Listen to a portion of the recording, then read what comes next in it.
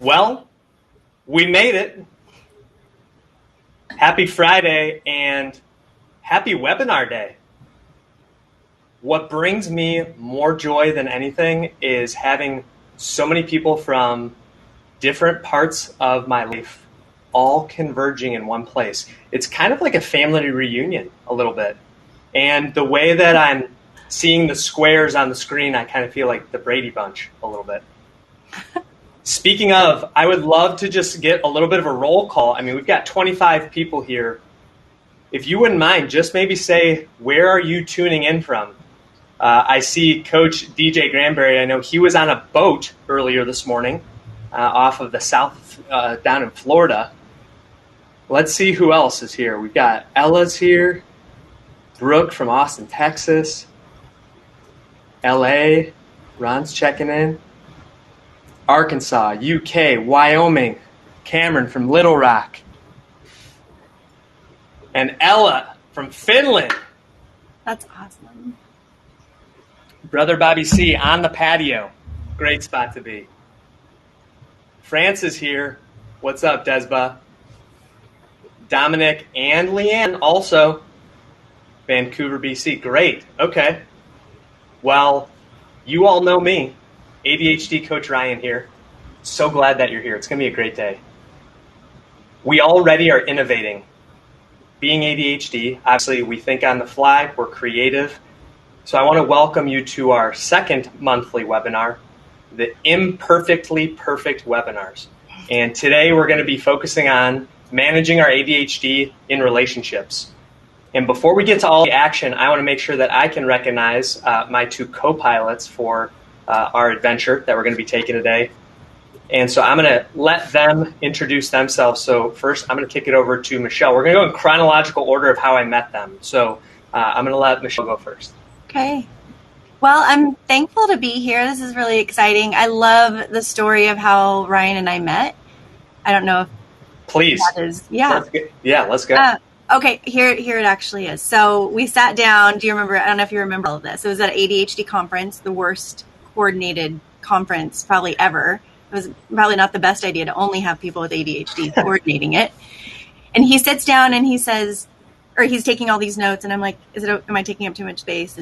Or he said that. Anyway, it was a brilliant initial meeting. It was hilarious, and then we were just immediately connected. So it's wild that we're here. I love it. Well, I want to interrupt your story to add to it, because the thing that made it very ADHD was you went above and beyond immediately after just knowing me, which is so normal for our uniquely wired group. So I was helping out LaDerrick Horn, who is one of the featured keynote speakers at the 2018 conference. And Michelle just came up and said, hey, can I help you with anything? And I was like, well, are you working here or something? And she said, no, I just want to help. And she was just incredible. And we were just a great tag team along with Dominic. They were like my two best friends, my brother and sister at the conference. That's how I met them. So we've been in touch ever since. And now we'll kick it over to the southwestern part of the country to Miss Bell, Samantha Bell. Hello, I'm Samantha Bell. I am so excited to be here. I am a professional performer and energy and mindset coach for creatives and entrepreneurs and those with ADHD. It's so exciting. I am one of those late bloomers. So my story with Ryan, TikTok is kind of started my true ADHD journey.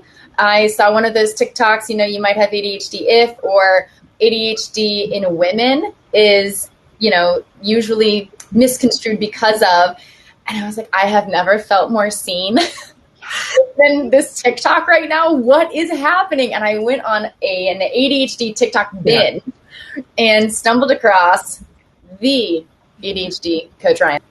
And he, in one of his TikToks, he was like, hey, book a call with me. And I was like, I've got to get on this call and just be like, am I crazy?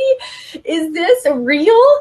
And here we are. Turns out it just might be. And talking with Samantha was just like it was when I met Michelle, where you just know immediately that you're cut from the same cloth. And you're like, I think we're going to be friends for a long time. And the best part was I asked Samantha, I said, so what do you want to talk about during our call today so I can kind of show you about ADHD coaching? And she said, I don't really know.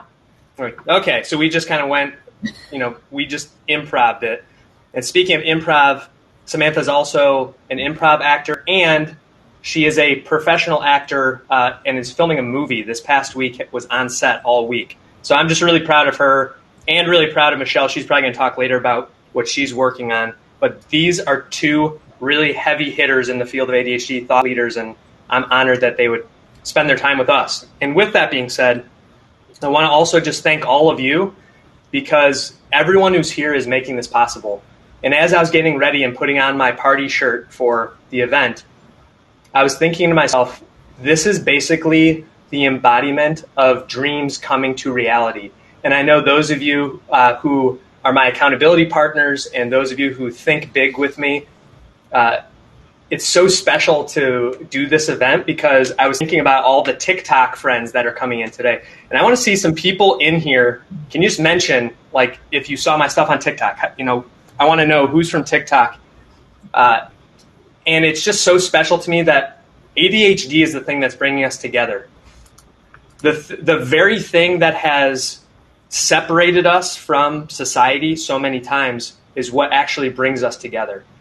And one of the most common things that I've seen and heard and seen the comments and we talk about is the impact that this brain wiring has on our relationships. Mm-hmm. And whether that is our relationship with ourselves, our relationship with our family members, our significant others, or even professionally, this has a very long-lasting, far-reaching effect. So today we're going to be talking about that, how to manage your ADHD in these relationships. So Tim, who is our fearless and extremely talented IT professional, he's on site with me because, as you can probably imagine, I was, heart pumping, all the anxiety just flowing, imposter syndrome. I had to fight it off right before I started. And the whole time he was staying calm, cool, and collected. He doesn't have ADHD. And he got everything set up. So I'm just so thankful for him and everybody else. So he's going to bring up the start of our presentation here.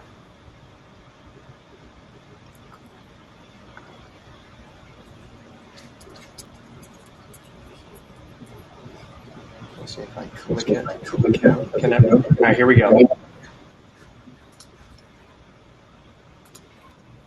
right, very good. Can everybody see that?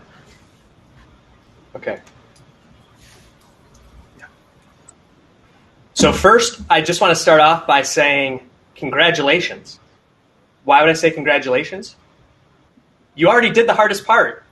And I helped you maybe by signing up, a lot of you, because I know you got an email that said, Ryan Mayer has registered you for the event, so you're welcome. But the fact is, you've made it. You signed in. The hardest part so many times for us is getting started with that task initiation energy, right? So you've made it, and now this is where we get to really enjoy ourselves. It's the end of the week, and I want you to buckle up and get ready, because we're going to learn so much today, and I'm just really excited, as you can see from this really cool graphic, thanks to Courtney Carini.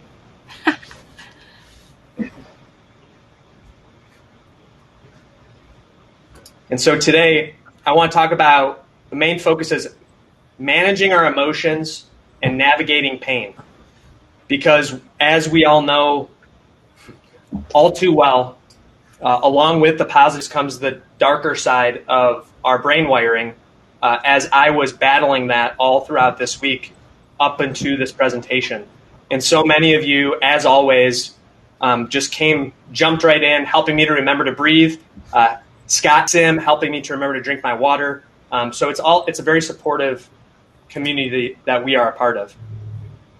So I just want to take you through how this is going to look. You already did your networking. Hopefully you got to meet some people. We're doing the audience introduction, and my goal is to be able to do our best to stay on time. So we're actually doing pretty well. We did that. Actually, we're literally ahead of schedule. Has anyone ever said that? This is it. Wow. No. So we are going to, after this, and I'm sure you've already read this, but we're going to do a tapping exercise, which Samantha Bell is going to lead us through. I've actually never done one. I'm really excited for it. And then I'm going to talk a little bit about how to keep the fire burning, especially on the home front. We'll take a brain and a bio break because, let's be honest, we don't all sit still very well. I'm glad that there's a mobile app for Run the World, so that way if some of you need to walk around, I know many of you who are my coaching clients who are on this, we take a lot of calls on walking circles in the house, so I appreciate you going along with that. If time allows, a bonus, we're going to be doing a Hawaiian meditation that I'm hoping Samantha Bell will be able to take us through. And then one of the biggest things is how to manage the pain that comes from the disagreements that we have because of our brain wiring. And so with Michelle being a licensed family and marriage therapist, I'm just so honored to have her here because she's going to give us some very tangible things. And then lastly, we want to give all of you a chance to ask questions of the panel here. So that's kind of how we'll end it. So we'll come back to that, but I want to actually turn it over to Samantha to take us into our first exercise. Oh, before we do that, actually, one other thing. I want to just ask. This is going to be a very interactive event for all of us. I want all of you to keep the chat going. Like right now, I don't see any bubbles coming up along the side. So I think we need to make sure we're getting everybody active and ask questions. Just like you do when you come onto my TikTok live, we are all here to add, and Nancy, of course, throwing the bubbles in there. But I want to also ask, what are you hoping to get out of today? Because in just a second here, I'm going to talk about what we're planning on getting here. I'm going to get to in a second. But I want to know, what are you hoping to get out of this, rather? Okay, Elise she's locked in. Okay. Wise Ryan and friends. Well, Ryan Turnbull, you yourself are a wise Ryan too. And Byron is a smart man. He says he was told by his significant other to be here. That's a wise move on his part. Interested in the tapping? Yes, thank you. Okay, this is all incredible. So throughout this, we as the speakers are going to be monitoring that chat, and so will Tim. So make sure if you do have questions, put them in there. And then also be ready, because throughout the day, we like to mix things up. And we have a couple of hot seat questions that we're going to be asking people. We might put you on the hot seat if you are interested. And also there's going to be calls to action and poll questions so you can actually interact with us. But I think we all know when it comes down to it, if we could describe ADHD brains, I mean, consistent is probably the best way to... Oh, hold on. I forgot to... One other click here. There we go. So our brains are obviously consistently inconsistent. So that's a challenge that we face here. So I would propose, and you may recognize this quote and this slide from our last presentation, but it's because this is such a standard struggle for us. The definition of insanity, doing the same thing over and over again, hoping for the same result. I speak from personal experience, even just this week. Many of you know my wife, Andrea, and she is so supportive of me. Even with all of the education both of us have about ADHD, we still struggle sometimes in getting on the same page. So part of this, just as it is with my coaching, is learning new things for myself. But what I'm hoping is that we can get out of what feels like insanity sometimes by learning these new techniques. So what are these things we're going to learn anyway? Regain control of your emotions. Emotional regulation tends to be a little bit of an issue for us. So we're going to learn, both of my esteemed colleagues here are going to take you through some ideas around how to do that. In addition to that, revive your relationship, because some of you might be here, and I know a lot of the clients that I've spoken with and folks who have messaged me on TikTok, they're struggling in their relationships. So I want to add value. That's why I even started doing this. That's why I started getting on TikTok. So all of this is coming together because you've said you need this help. And we want to be able to show you how to really collaborate. So just because you and your significant other or other people in your life don't agree, that doesn't mean that you can't respect each other and collaborate to find a solution.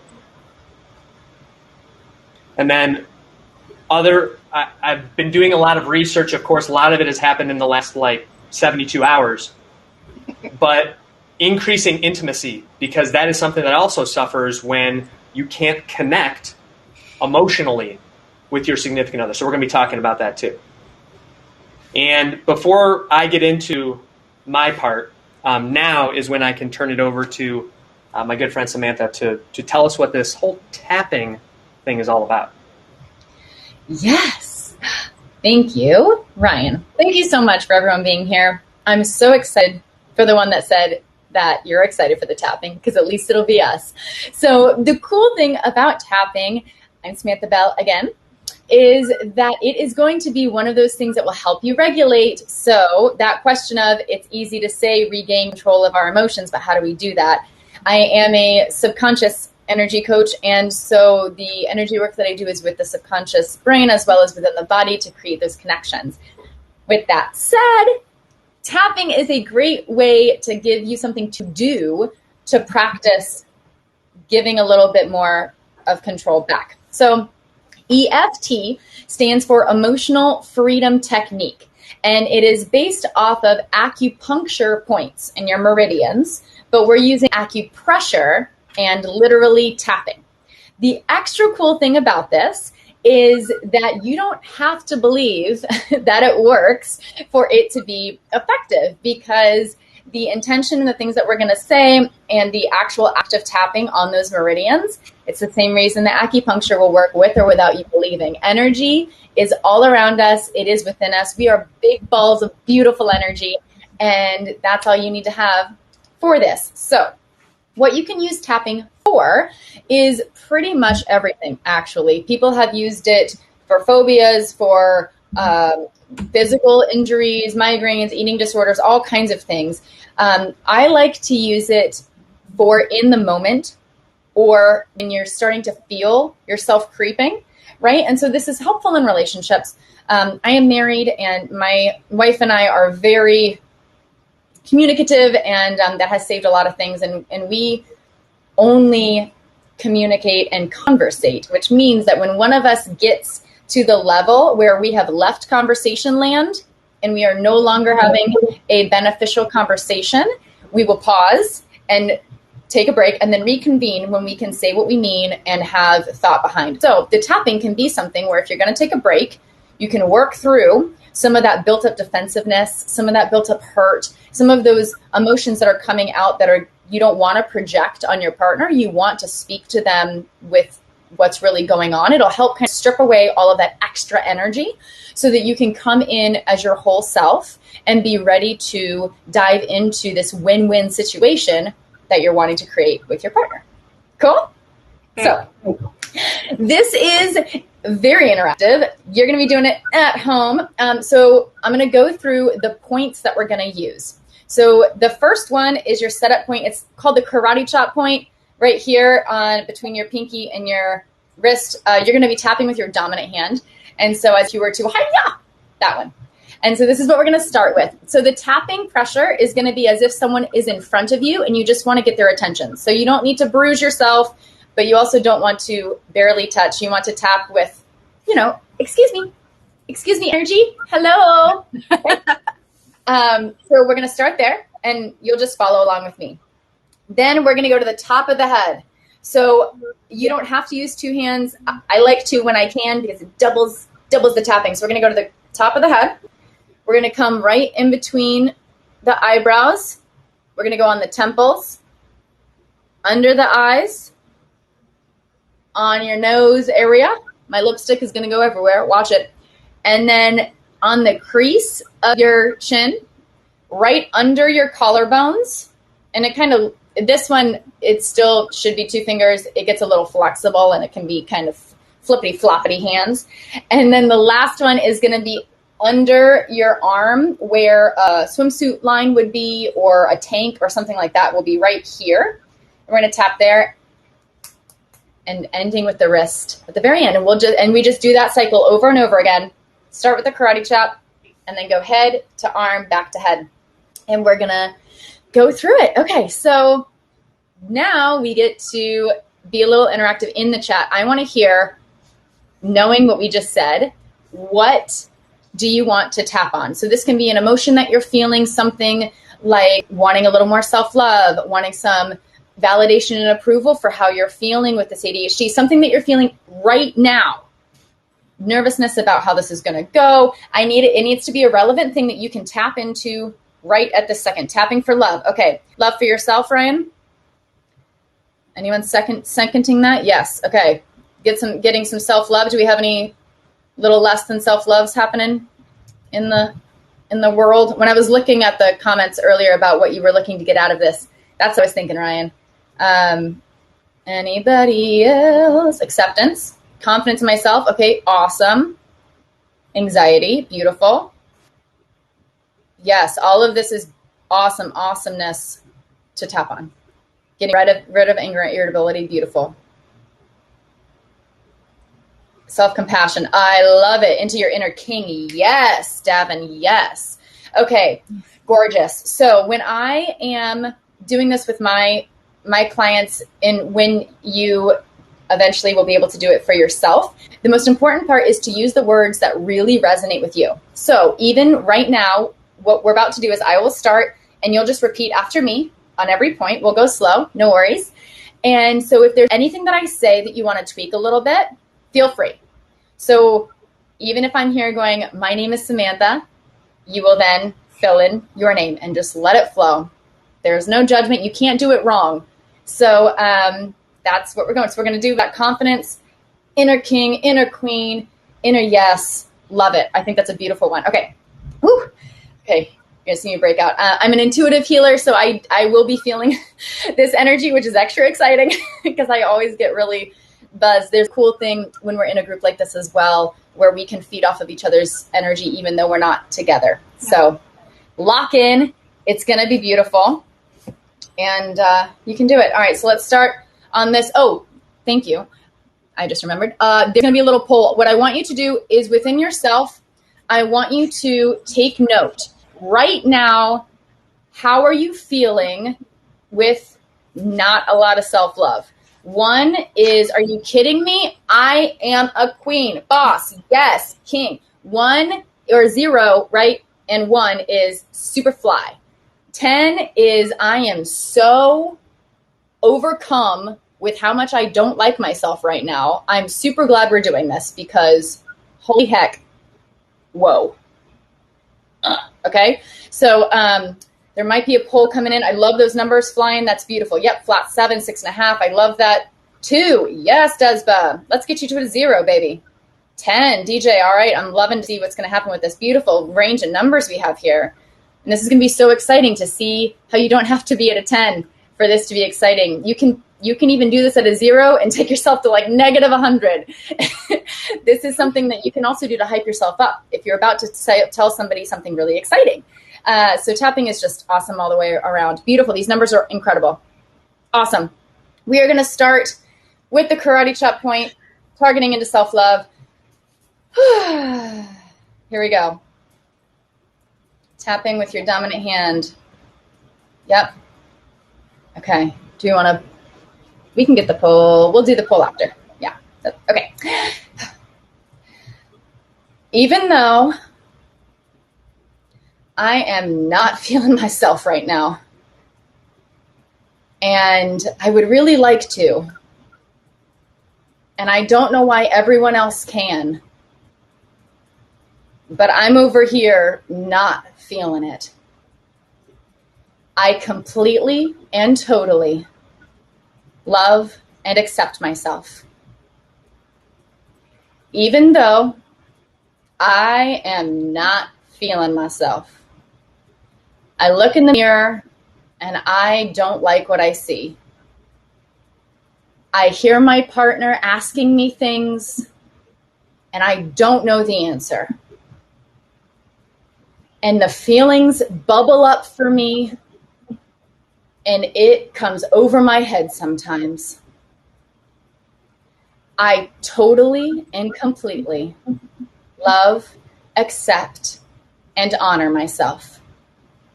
Last time on the karate chop, even though I feel really icky right now, And I don't know what this tapping thing is, but I also don't know what is going on with me.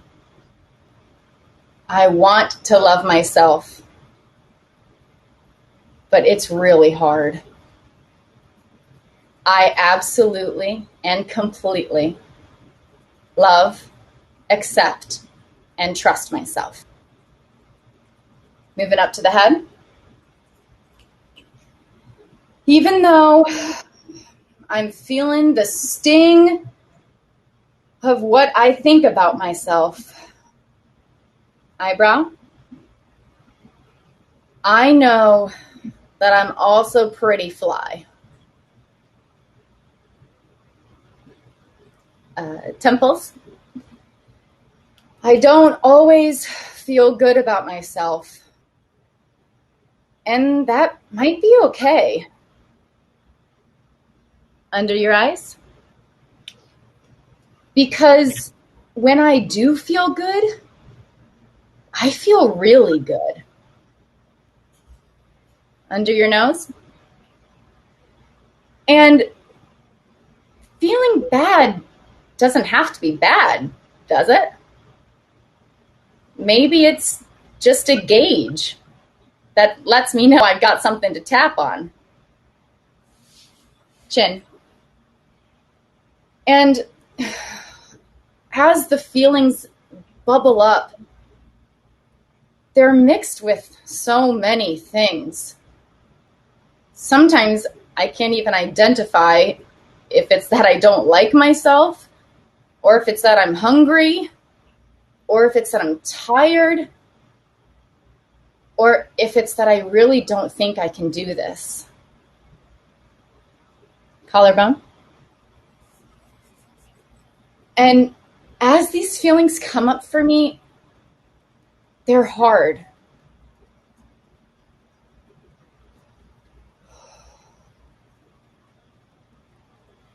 Under the arm.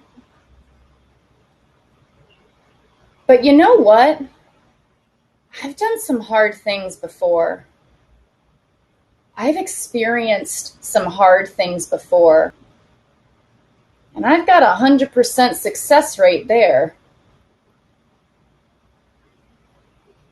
Top of the head. So maybe the feelings aren't the problem. Eyebrow. Maybe realizing that my feelings are my friend. Temple. They are, after all, the language of the subconscious. And sometimes they're pretty loud. Under eye. But luckily, I think I'm a really good listener. And I hear you, body. I hear you, soul. I hear you, Samantha. Under the nose. And all of this overwhelming energy makes me kind of hot. And I don't feel very good. Yet, it's kind of exciting. Under the chin. To be able to muster this amount of energy. My body is incredible. I'm amazing. Under the arm. To be able to produce this level of emotion, I am also an incredible lover.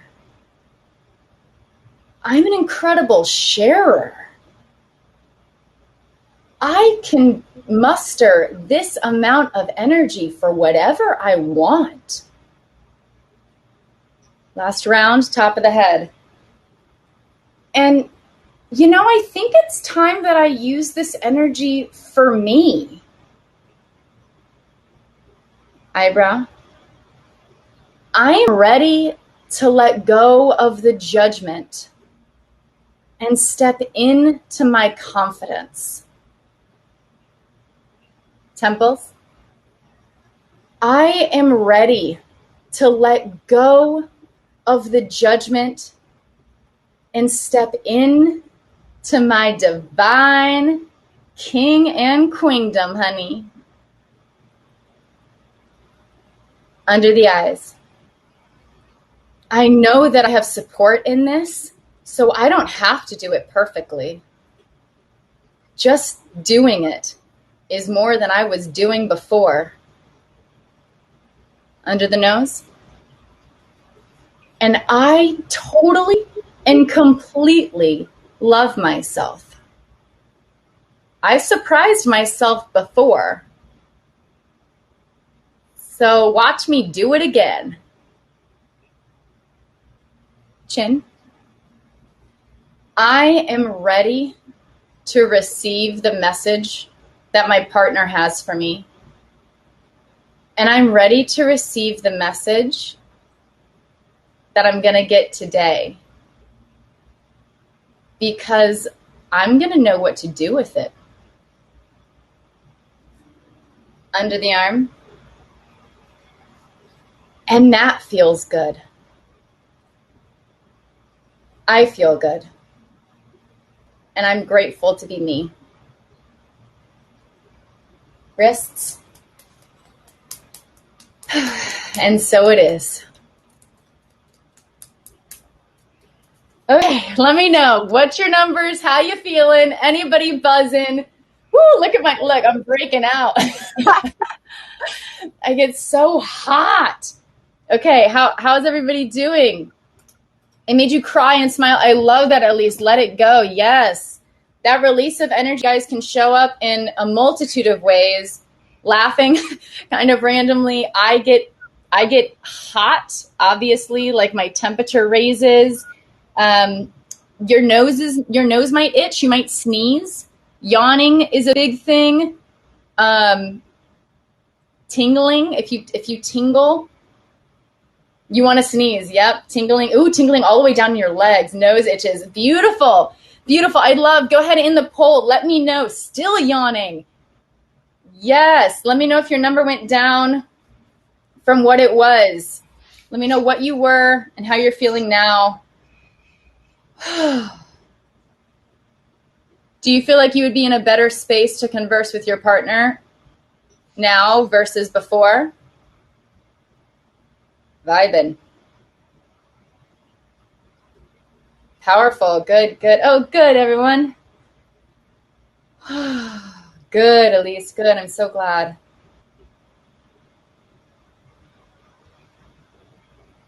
That's okay. The tapping. So I love that you said that, Ella. She said the tapping has a negative impact on you. I'd like to bring up the source of negativity, and I'm wondering if the negative is just more of a build, and we didn't spend long enough in any of the sections. We're kind of on time today. When we do it in person, you can spend longer in the setup describing how you're feeling before you move into the replacement of things. So there is a technique to this. So tapping in the way that we did it might not have released things for you. It might have actually, if this wasn't the real underlying for you, it might have just started to bring up what was actually underlying. And so I would like to challenge the negativity into just different. It was just a different energy, and that's okay. That's why I like to do it when we're one-on-one and get your words, because then it just links so much more. So it's totally not a weird thing at all for any way that you're feeling. If your number went down, if your number went up, if your number stayed the same, it's all feedback for what your body has for you.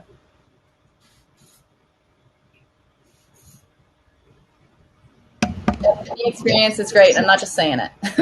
For real. A lot of my clients and friends know this about me, that when I experience something emotional, I'll say, oh, goosebumps, and I'll show it. And I mean, you can see on Samantha's neck and chest the temperature going up. Like, you can't make that up. Right now, Tim is going to share something. This is what we call a CTA, or a call to action. If you felt a great experience with that tapping exercise, one of the things I want to do with these webinars is lift up the people who are lifting me up. So I just love Samantha so much. She's just come into my life and done nothing but add value and increase my awareness. And so I am just so excited to be able to offer in there. You can book a free call with Samantha. So I know Ella, you had mentioned, I just see your comment there. You took note. Feel free to set up a call with Samantha. She took me through not tapping, but a couple of different exercises. I was literally laying on the ground in my backyard in the grass. So you never know what you're going to get, and that's what's so exciting about it. And I also just wanted to say, genuinely, you're going to get something out of all of these experiences. And that's something that was what we just did was something very different. I've never done anything like that before. But I just think it's so special that all of us can come together and be open to something new. So I appreciate all of you being willing to, look outside of what you normally do. And as I shared earlier, my anxiety has been sky high. Like any of you and anybody with ADHD who's feeling under pressure, I care about all of you so much. I just want to make sure you're getting value out of what we're doing. That this week there was just a lot of pressure around that. And I can honestly say that a lot of that seemed to have left my body or my space during that. So Samantha, regardless of anything else, you've helped me today. So thank you. Good. I'm so glad. Can I say something? Is that okay? Yes, of course. You're a featured speaker, so yes, you're allowed to speak. Okay. So I really appreciate that Ella was brave enough to put that, because I think especially, I guess I'm making an assumption about Ella's pronouns. For myself, for women with ADHD, we're taught to not really speak up, to nod our head, to pretend like things are that we're following, that it all makes sense, that we're with you. And so to actually speak up and say that actually seemed to make things worse. First of all, that was really brave. And so I appreciate that she did that, because we don't have to say that things are working for us when they're not. We get to have a voice. The second thing is, with ADHD, I do feel different, though. I will say I feel different. I've done that before, so I'm feeling it. We're also moving so quickly all the time that to slow down actually can call our attention to some things that were already there, that were already struggles. So to slow down and do an activity, and I don't know, Samantha, this might be different than what your experience is with tapping. I've experienced it it is a forced slowdown in some ways. And so it'll feel like things are worse when actually I'm just aware of where I was. Does that make sense? Yes, I think it does. And 100% for me, I used to, before I started this journey, I used to say I didn't like yoga because I was really, I didn't like the slowdown. I didn't like who I was while I was in these poses I didn't want to do. And I felt like I couldn't keep up. And it was the perfectionism. It was all of the stuff that I had built up to why I didn't like yoga, because I wasn't good at it and didn't like meditating and all these things, until I started to really strip that back. Because stopping and pausing and even taking the time to tap like that, it definitely was something that for me, I grew into as I learned how to sit in it. 100%. I feel that. And I see that comment also from Michelle, and I want to say thanks to her and everyone for being honest during this. And, Ron puts it really well right there, that it is hard to pause. And that's why I always really honor that sacred space that we as coaches or therapists get to hold for our clients, our patients, the people that we work with, because everyone is so busy. Our attention is being taken in so many different directions. And all of us, obviously, those of us that have ADHD are at a very distinct disadvantage with that. So I'm just so excited that all of you are willing to participate in that. And I can see the value. And again, thanks to Samantha. And be sure that you can click on that call. Samantha, that's a free thing? Yep. So it's a free call. And basically, the goal of that is to kind of, if you're feeling stuck, if you're feeling any of these things and you kind of want to talk it out a little bit more and either get some direction. I'm a big actionable items kind of gal. So it's a quick kind of 15-minute, and we'll break down from what I'm hearing and experiencing from being on the phone with you, what I'm thinking next steps might be in a beneficial way.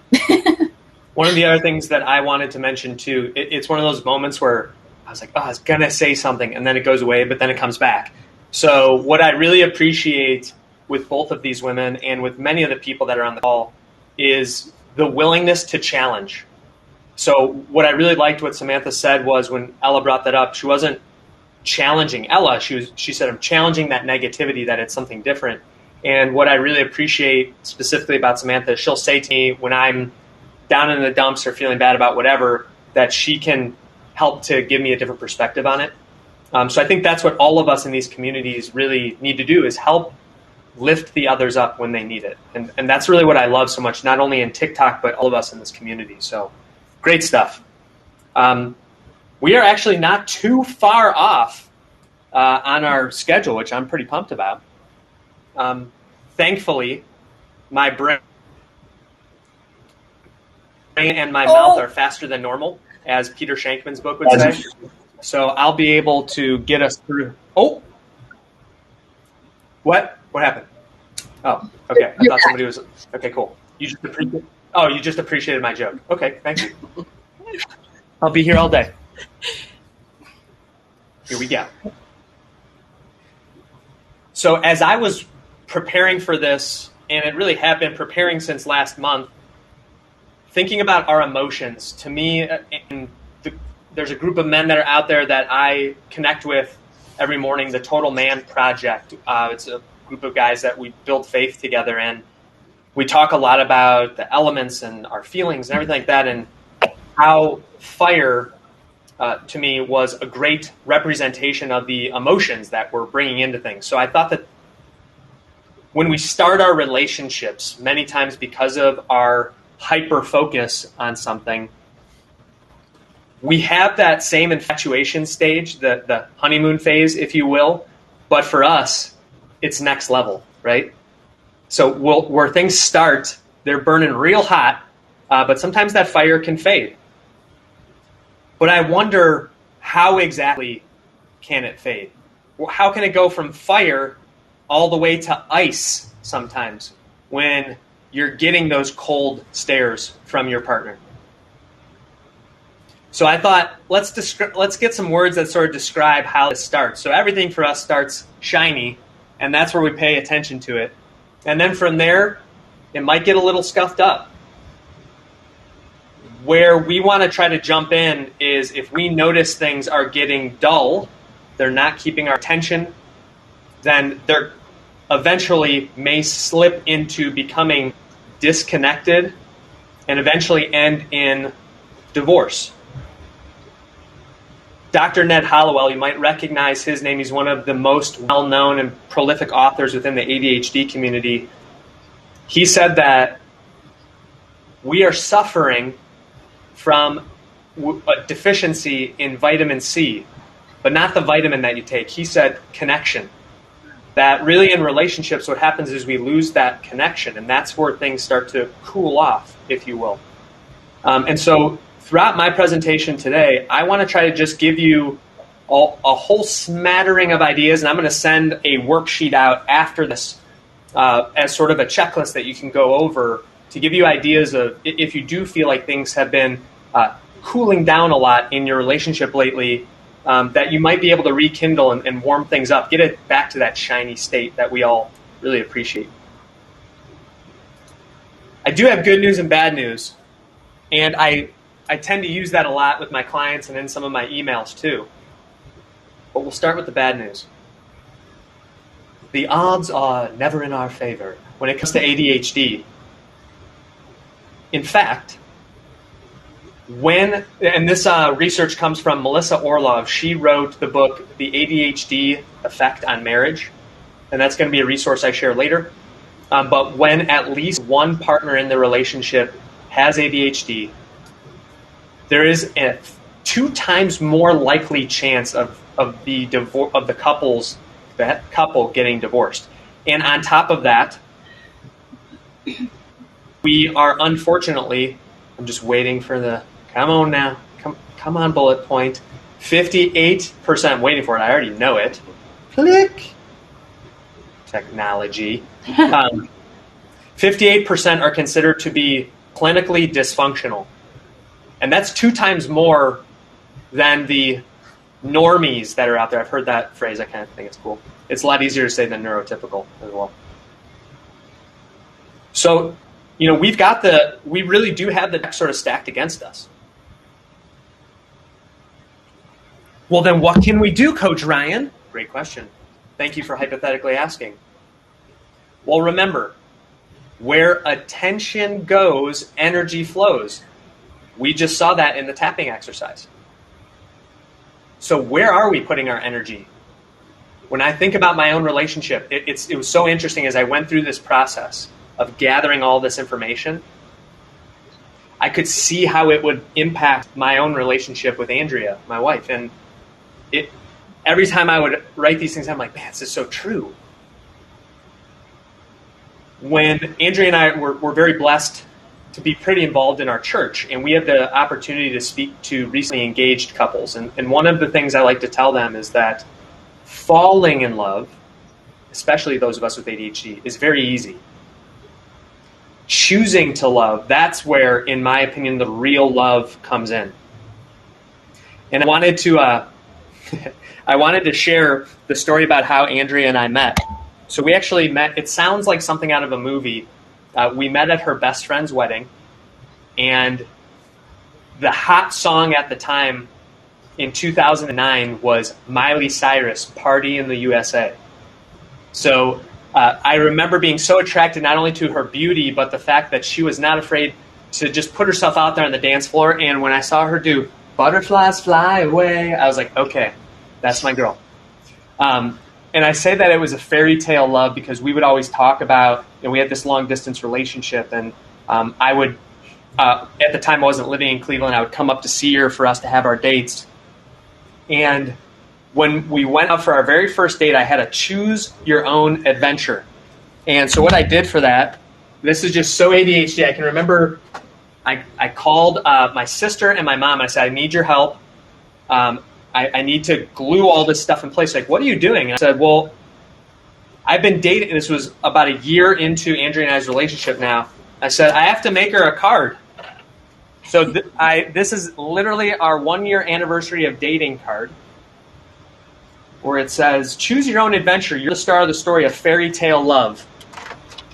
So it go like, you can see, talk about hyper focus. This bad boy is laminated. This is over a decade old, and so I come in, it's laminated. I got like the shirt and tie going on, and I come walking in, and I was like, "Hey, honey, ready to go to dinner? Here you go." And we're going to get to this in a little bit later. I'm going to talk about the love languages, but Andrea, who is very different from me, goes, "Oh, this is nice. Okay, you ready to go?" And just like literally tosses it aside, and I was like, "Oh."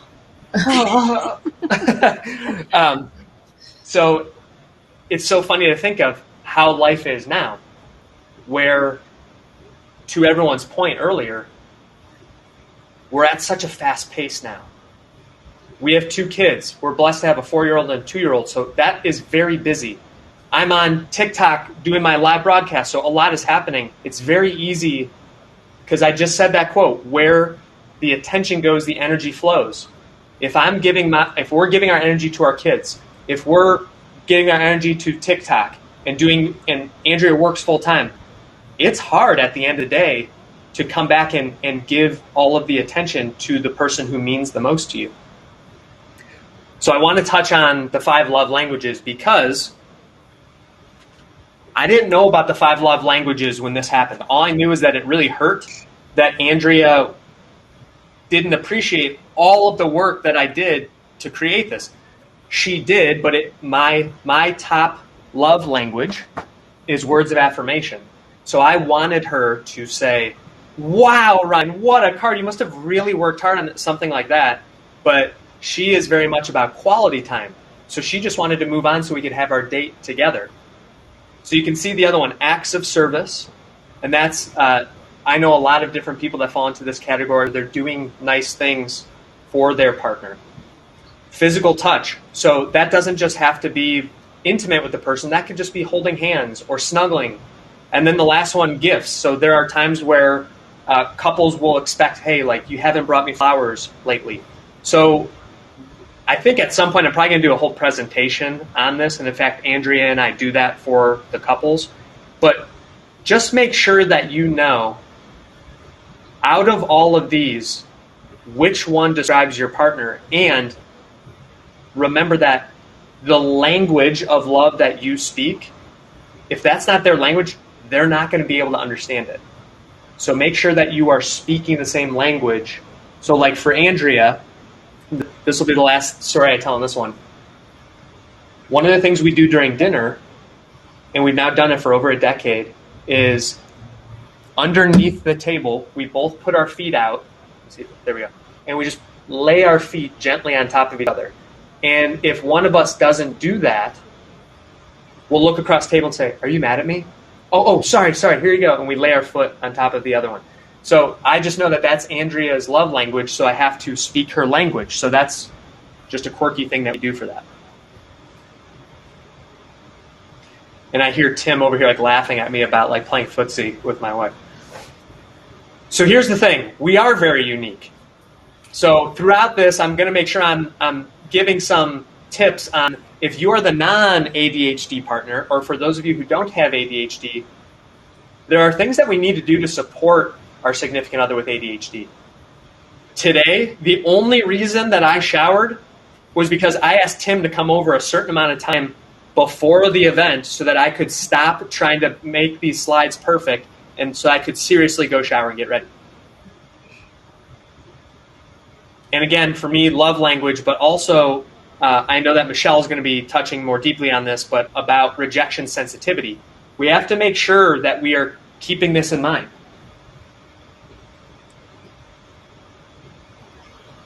And then the other thing, and I have this on here, but I want to make sure we're scooting along here, is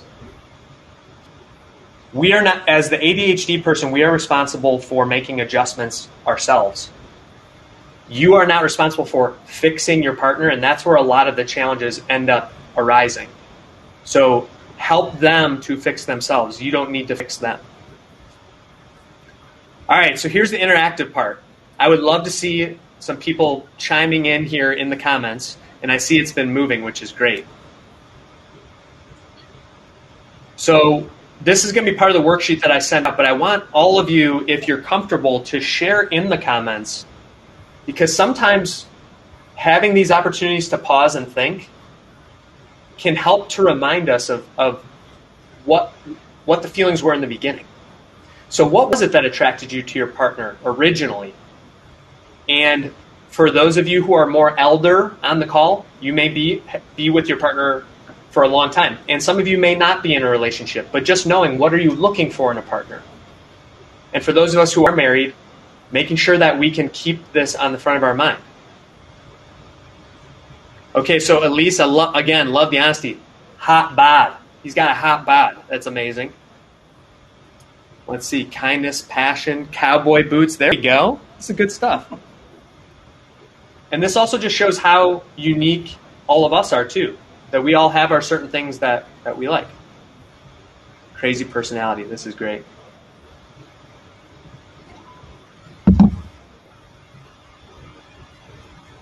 These are all really good. Good stuff. So now, a couple of more hot seat questions for you. Because again, I want you to be able to think during this. When was the last time that you held sustained eye contact? This is one that actually, earlier somebody was talking about, like, it was on a call I was on this morning, being shook to your core. And I was thinking, wow, this is something that I do struggle with a little bit. Because we're looking at our screens so often. When is the last time that I sat and looked into Andrea's eyes when we're talking?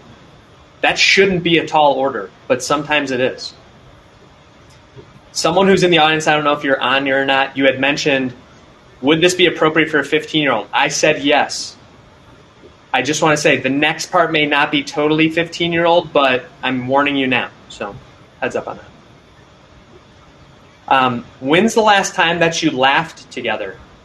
And again, sometimes we get so caught up. There's a movie, one of my favorite movies that Ryan Reynolds is in. It's called Van Wilder, and he says, don't take life too seriously. You'll never get out alive. So finding time to laugh. Or how about going on a date? I'm really proud to say Andrea and I have a date night every month, and that's something that we both really look forward to kind of break out of the rat race with each other.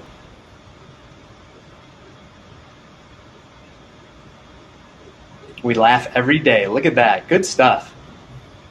And then obviously finding time to be intimate with each other as well. This is something that Melissa Orloff mentions in her book.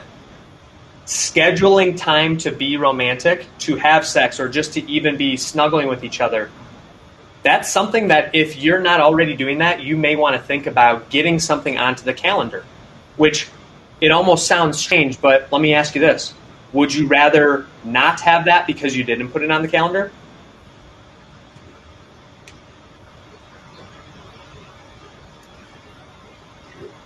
And this was the other one that really hit me square between the eyes. Spent time together without your phone in your hand. Technology is wonderful, but it shouldn't keep us separated from each other.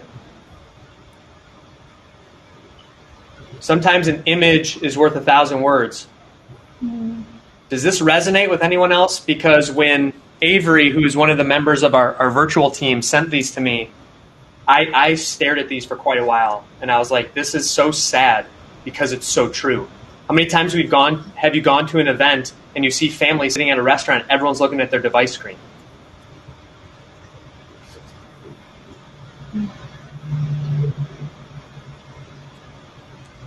And they're so impactful, I want you to look at them on several different screens, a couple of different times.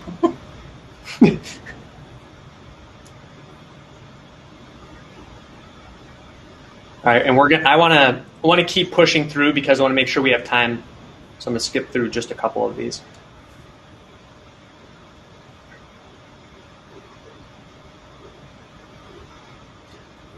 So we obviously all know that every relationship has room for improvement.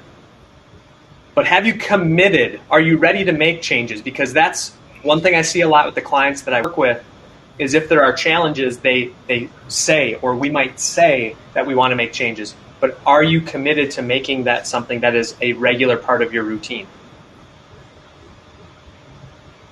How many times have we heard as an ADHDer, yeah, you just need to prioritize a little bit better? Well, if we're going to prioritize anything, it should be the one that we're spending our lives with, right? Can you kill Slack at the bottom there? Sorry about that. But lastly, I practice courageous coaching, so I am not afraid to ask the tough questions either. Just like I was saying about Michelle and Samantha, that like they're not afraid to challenge.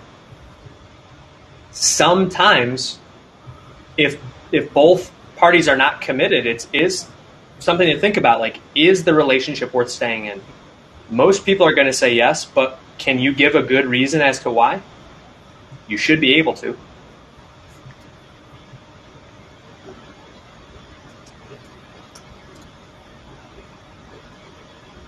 I find, and Melissa Orloff said that she found in her work with couples that many times couples will play the blame game, keeping score. So hence our scoreboard here. That's not something that you want in your relationship, because what Melissa Orloff in her the ADHD effect on marriage, but again, this regardless of your brain wiring, are you prioritizing the logistics of the day-to-day operations of your marriage, or are you focusing on the individual and the relationship? Because her big thing is go for the relationship first. If you're always working on yourself and your relationship rather than just the day-to-day for your marriage, you won't have to worry about keeping score of who does what chores.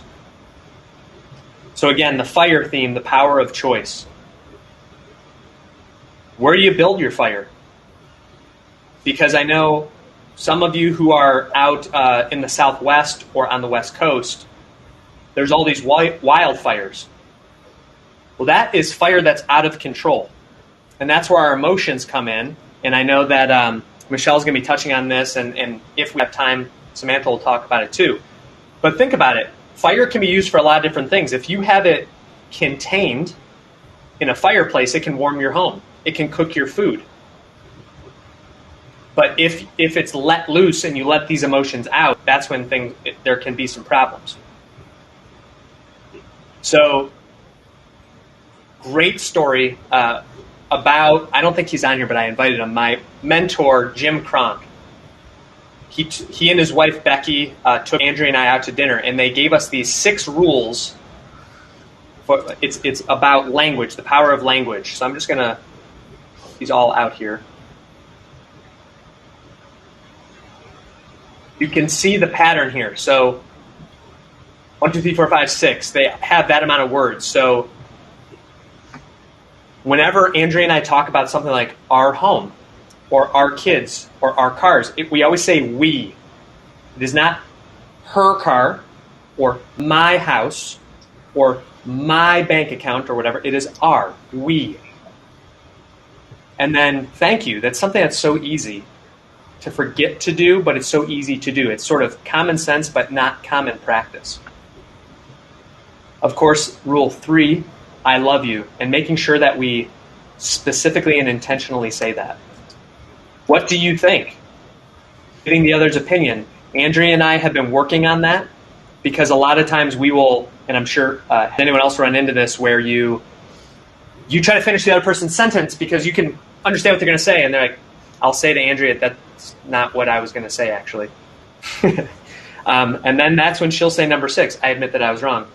And then I'll say, you did a good job. No, but so these are all the different rules, and I just think it's a fun way to remember it.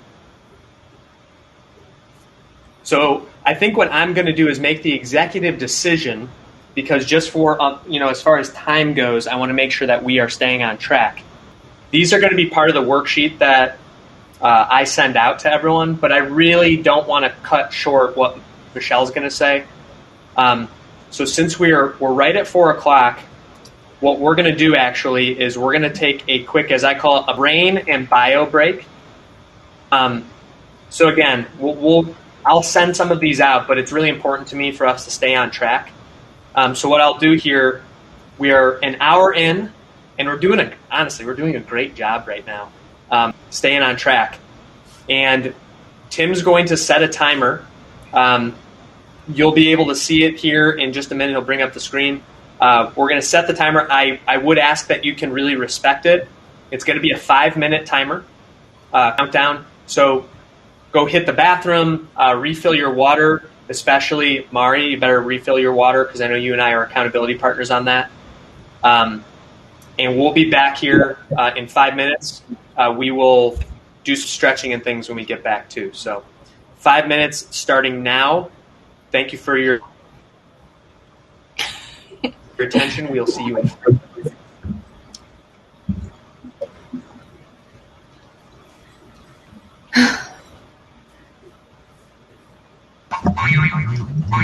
Are we backstage now? Oh, hold on. My father. Are we taking a break too? Can we take a break? Yeah. I think so.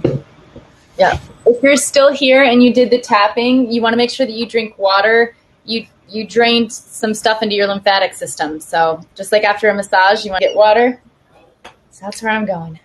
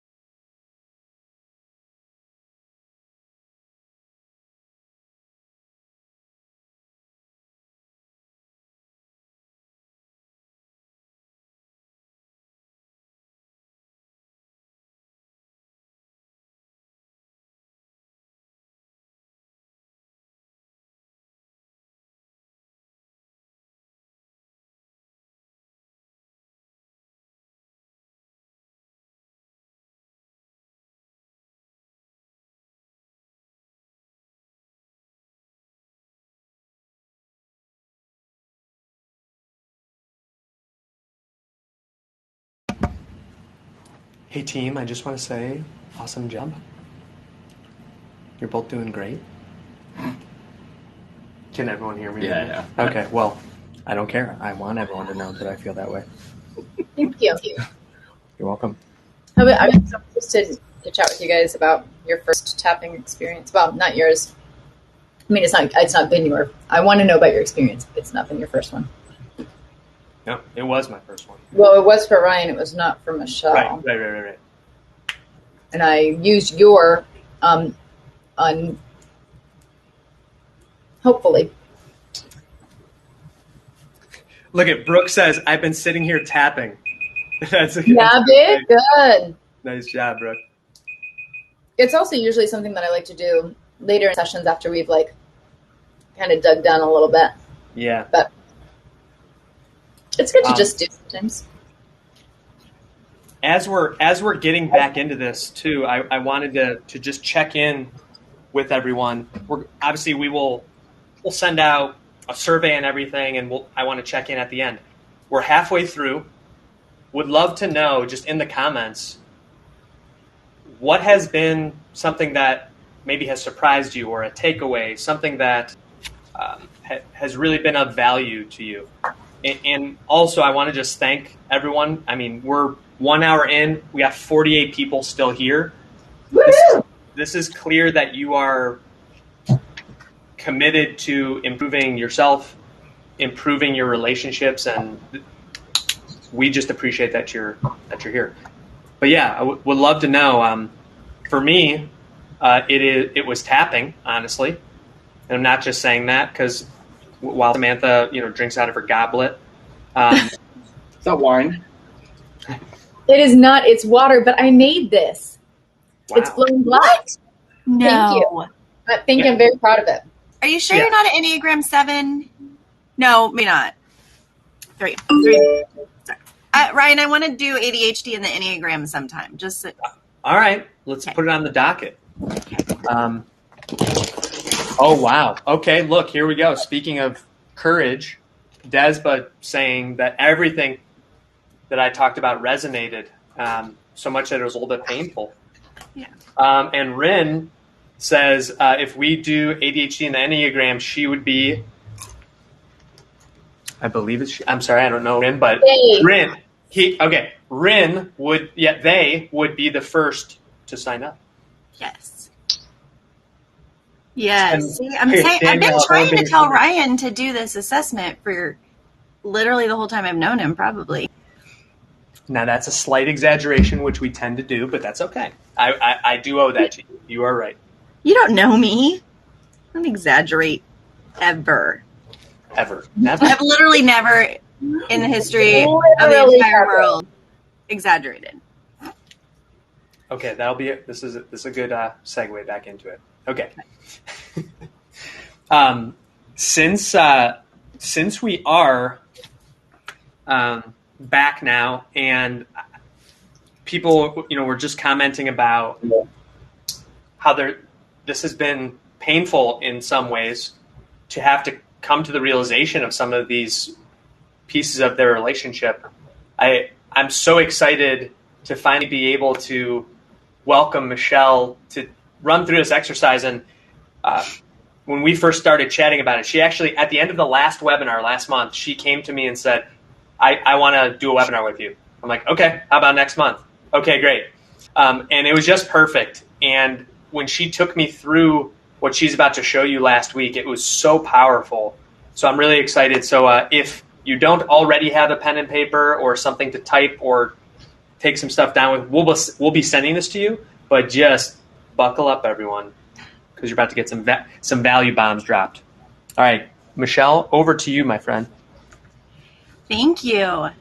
And thank you, Samantha, for what you walked us through. I thought that was really cool. I liked it. So I realized earlier when I introduced myself that pretty classically I didn't introduce myself and instead talked about someone else. So I am Michelle Worley. I am a therapist and group practice owner in Kansas City, Missouri. And I supervise therapists. I train therapists how to supervise therapists. And so I've been doing this a while. And I love it. I love this work. And it actually works really well with ADHD for the most part. I know that there's a lot of careers that I probably wouldn't do well with some of the struggles that I have with ADHD. And this is one that actually complements it really well. So I'm excited to be here. Man, I was reading through all the questions that people were asking and really resonating with it, and actually felt some emotion come up about like my own experiences in my relationship and the challenges that ADHD brings. And so I'm feeling that when Samantha was saying like she was breaking out because she could feel that energy. I was right there with her. I was feeling that. That's actually something when we started having to do virtual sessions because of COVID, I was like, how am I going to connect with people? But I have been able to. It hasn't been a problem. I think when you connect, you connect. You don't always have to be in the same room. So I'm thankful to be able to talk through all of this. I'm going to try to not watch the chat because I already realized that was really difficult. And now I'm trying not to hyper-focus on the Enneagram because that's not what I'm here for. But I brought it up. It's okay. And we've got your back. So if we see anything specific, we'll be sure to let you know. So cool. Go ahead and lock in that hyper-focus on what we're doing. Locked and loaded. Okay. So we are going to share, like Ryan said, the slides later. For now, I really just want to talk through this tool that I use with clients when there's any kind of struggle in relationship. Which, there's literally not anyone that doesn't struggle to some degree in relationship. Even neurotypicals or normies, as Ryan called them, will struggle in relationship because we're human. And human to human interactions are going to involve pain. And that doesn't always mean like the relationship is doomed to fail. It just means we need to be aware of what is motivating this pain. So the tool that I'm going to teach on is called the pain cycle. It's actually a tool that was created by a marriage and family therapist by the name of Terry Hargrave out of Fuller in California. I hadn't actually ever considered using this specifically in an ADHD frame mind. You know what I'm saying. But it really works. It makes a lot of sense. So, and then I'm going to do a practice run with Ryan. I'm going to actually hope to use the example that he shared of the card that he gave Andrea, because I think that will be a perfect one to use. Cool. Okay. So before we can actually talk about how ADHD impacts relationships, I want us to be on the same page. Like I said, that relationships can be really hard. And so I saw some of that in the chat. I just want to normalize it for people. Even as a marriage and family therapist, I've had these conversations with friends who aren't therapists who said, you're struggling in your marriage. And I'm like, yes, where did this message come that I needed to have it all figured out or that I knew everything that I was doing? I don't. I'm still a human. So no one is immune to this. We're all facing some kind of internal battle, and it gets more challenging to navigate when we involve another human because we're complex and we're complicated. So that's kind of setting the stage for this. So pain is something that we all experience. I heard this somewhere, and every time I say it, I feel like someone's going to argue with me, but I'm going to say it anyway. And it's okay if you argue because I can't see the comments. But pain is something that we can only experience if there's another human involved. So try to think about a time that you experienced emotional pain that wasn't relational in nature. There wasn't another human as part of it. I have yet to find a situation that didn't involve another person. I will look forward to reading the comments about that. There are a lot of things that we don't learn about what it means to be in a relationship. So like what we need in a relationship, two of the main things that Terry Hargrave talks about in this pain cycle is we need safety and we need a sense of identity of who we are. So safety in relationship with the other person, and then our own unique identity. We need to know those things, and we need to know that they're present.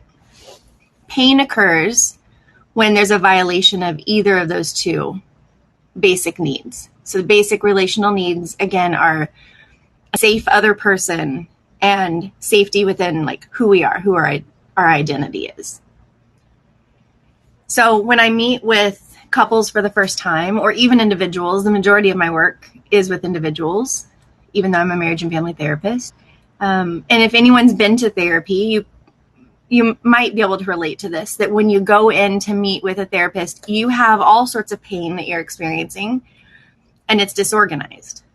If it was all neat and tidy and orderly, you would be able to make sense of it and then likely use some kind of insight to like work through it. It's not that easy. That's why we need to have another person help process with us.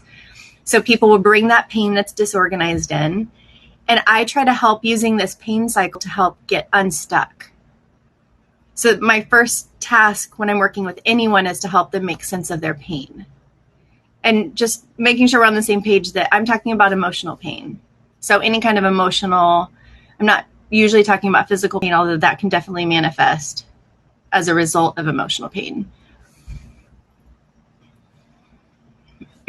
Okay. So when you add ADHD to this conversation about a need for safety and need to know who we are, adding ADHD intensifies the struggle. So I'm curious. Now I have a poll question, Tim. My poll question would have been, I don't know if you can still do it. Oh, Tim's getting to work already. He's cracking his knuckles, ready to put it in. Cool. Okay. I want to know how many people before today had heard of rejection sensitive dysphoria. Sensitive dysphoria. Cool. This is going to be really helpful.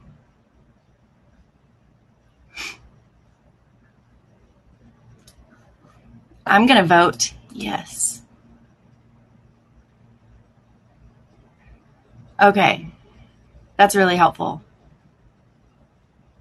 So I have been, David, I'm right with you. Dang it. Okay. I looked at the comments. I got it. Got to hide them. I have been a therapist for over a decade. I was diagnosed with ADHD as an adult. It was maybe a month ago that I heard about RSD. I had never heard of it. Oh my. And it has changed so many things about like how I see the world and how I see myself and my partner and how I see my kids, that like one of them I feel like definitely has RSD. So rejection sensitive dysphoria is a tendency to view the world through a lens that says I'm rejected or criticized by the people who means the most to me. So it's emotional sensitivity. It's a perception that people are out to get us, or that we're being rejected, that we're falling short. See how all of this could be amplified when we have ADHD. It really makes things more difficult. It can actually look like a lot of things.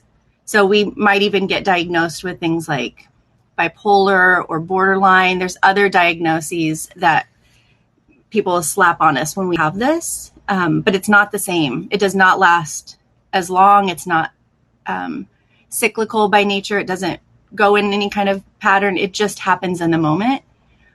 And so learning about this, now I know, like, I get to watch how my daughter responds to things, and I get to be with her in a different way. So definitely look that up. That could be a whole other seminar.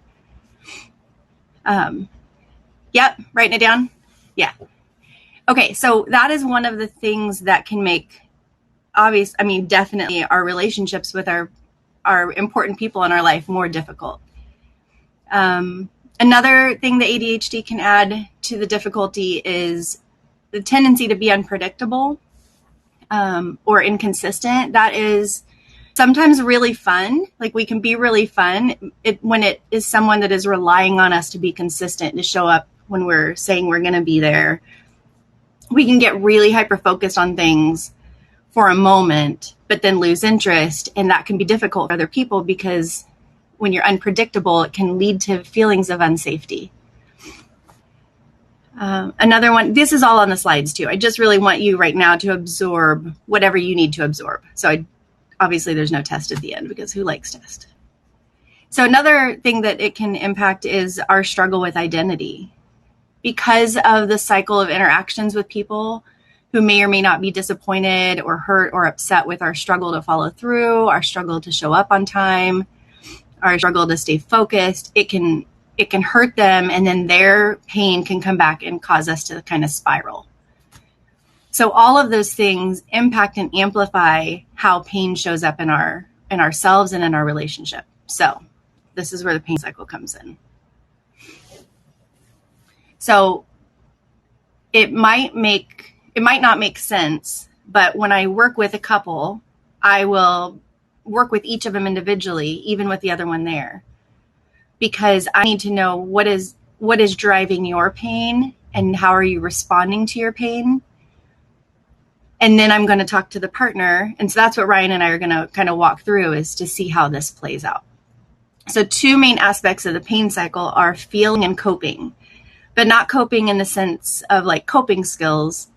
It's coping of like, how do we deal with these feelings that we're having? And everyone sees the way we cope. So our ways of coping might be to get defensive, or to blame the other person, or to go into shame.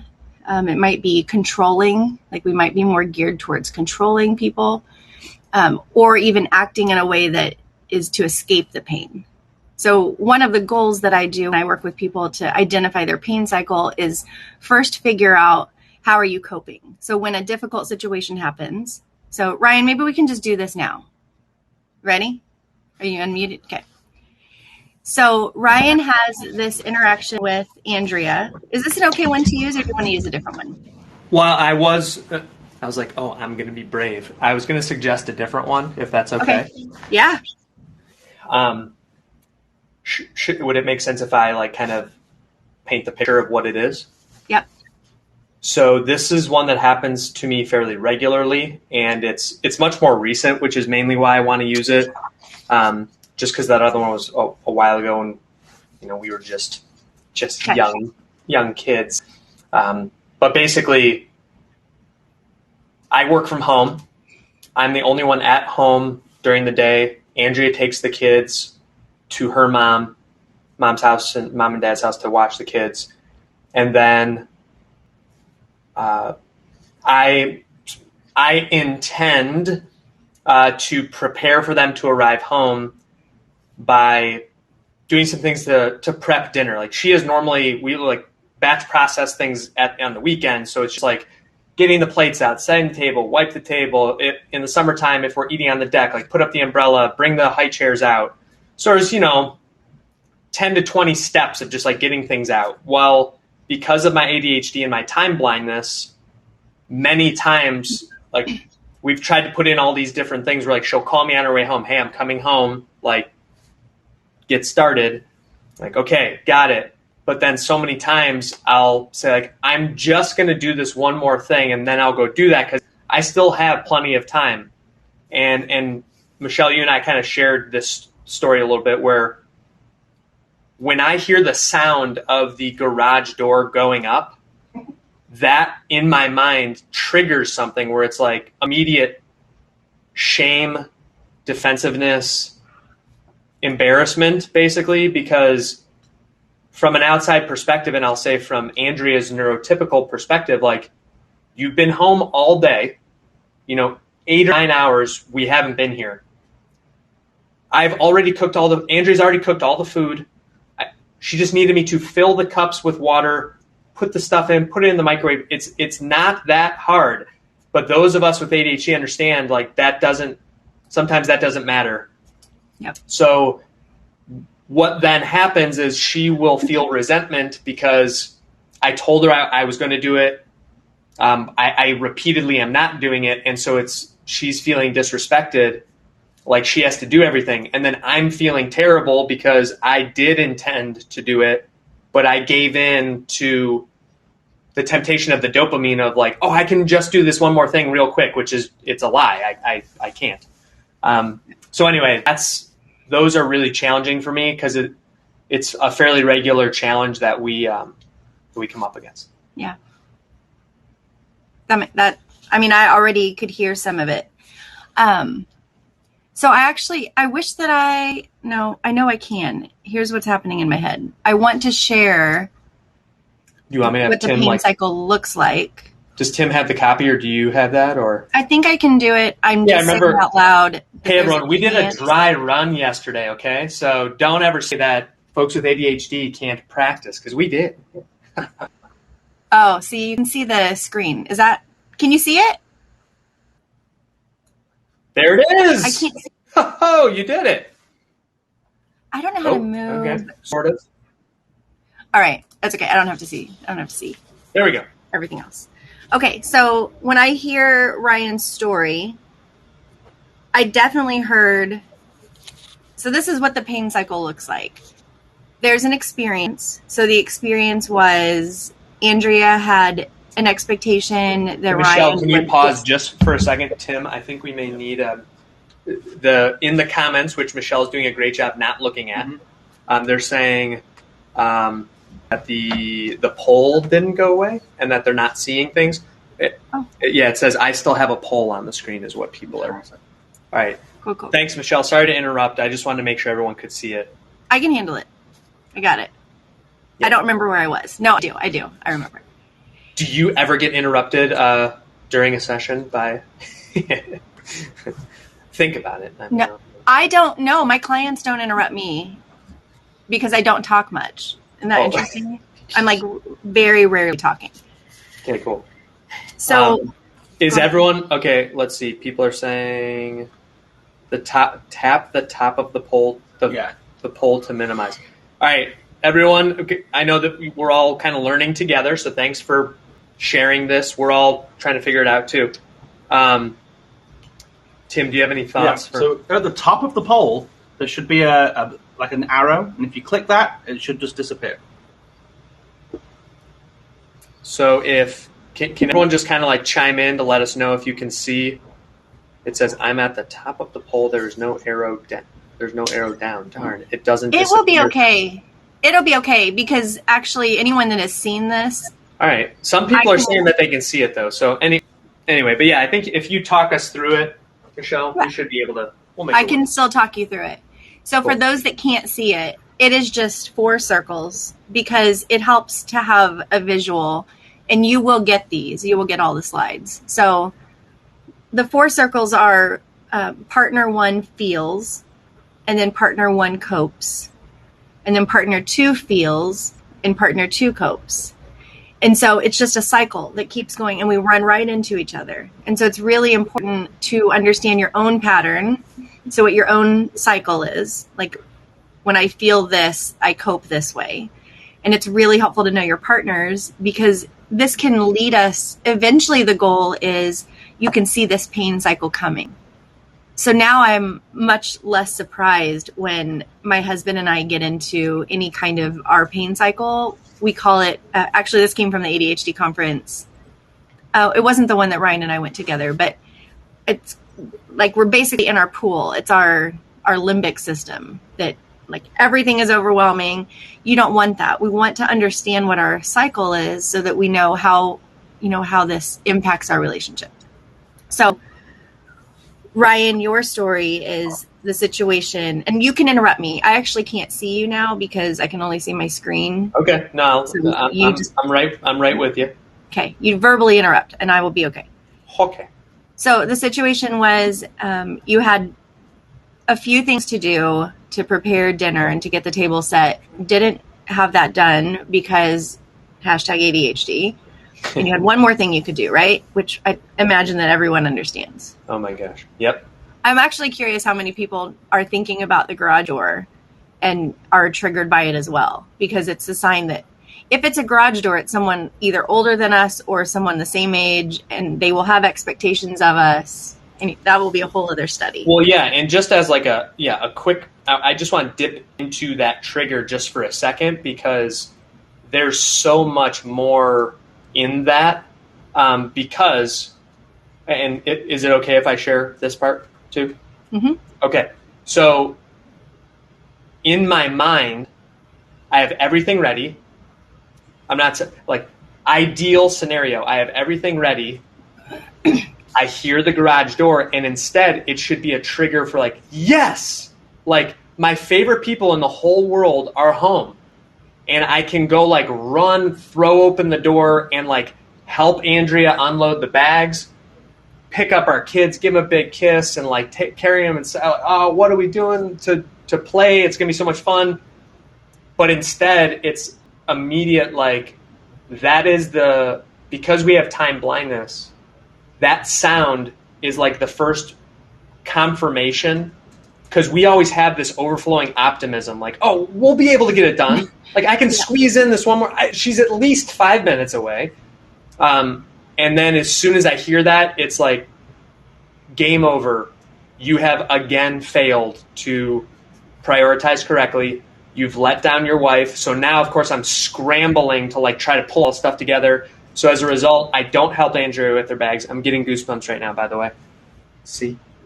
Well, Michelle can't see, but I am. I can't. And then I'm also thinking, like, I'm catastrophizing this ADHD thing. I'm a bad dad because I can't go out to like help the kids get out of the car, and it's all because I couldn't get my shit together, basically. So it's a deep thing for me. Yeah, you just basically walked through what the pain cycle is. So this experience happened. This is what I heard, and it might be different language. Yeah. And it really does matter to find the right language, because even though they might be little differences, feeling like a failure or feeling not good enough they are different. Those different feelings. And so it's first identifying. I always start with the coping, because like that is what our partner sees, and it's probably what they're telling us that we're doing. Like, other people are going to be more inclined to tell us like, stop panicking or stop catastrophizing everything. That is how you're coping. Does that feel accurate to you? Yeah, so for my coping, it's specifically like I can feel myself withdraw. Yeah. Because, like all day I'm Mr. TikTok and I'm talking with clients and helping them through their challenges. And then it's like I shrink down when my life partner comes home, where I should be like, what a great day. I had such deep, great conversation with people. I had 150,000 views on my video. I love what I do. And instead I'm like super quiet because all I can think about is how I failed again. Yeah. Yep. So the feeling is failure. Yeah. Does that feel accurate? Okay. I'm actually going to stop. I'm going to stop sharing because I really got to see your face. It's too hard. Okay. That'll be on there though. Okay. So you feel failure. You're triggered by a feeling of failure. You respond by withdrawing and kind of getting smaller. And then I'm also, I feel like my RSD definitely kicks in, where anything she says, I take it as, because she'll ask a simple question like, so what were you doing then when I called? And then that's when I'm like getting super defensive immediately. Like, I was finishing something. Okay, it took longer. Yeah, I failed again. Yeah. So I get like very defensive as well. Do you hear the difference in those two things? Like, one is shame. So like shaming yourself, like, here, I did this again, or blaming, like attacking or defending. Mm-hmm. What I've found is people will start with one, and it's usually uncomfortable. Like, I actually don't like feeling shame. And so I will go to blame pretty quickly, but then I feel shame for blaming. And so then I just cycle back and forth between shame and blame. So this part of the pattern is really important. And then bringing in the other person, when you withdraw or shrink or respond to that RSD, how does she feel? I think she's confused, and I would have to check with her, but it's like, in reading Melissa Orloff's book, like they say how their spouse is like so charming to the outside world, but then to them is like a different person. And so I almost feel like this frustration of like, why can't I bring the same enthusiasm to my most important relationship? Yeah. And I think it's because in the other ones, like, I am doing great things and I'm like recognized for that. They're speaking my love language, whereas Andrea wants me to pull my weight because it's a partnership. And when she holds me accountable to that, it triggers my RSD. So then I really struggle there. Yeah. To be excited. Like, yeah, hey, sorry, I messed up again. Yep.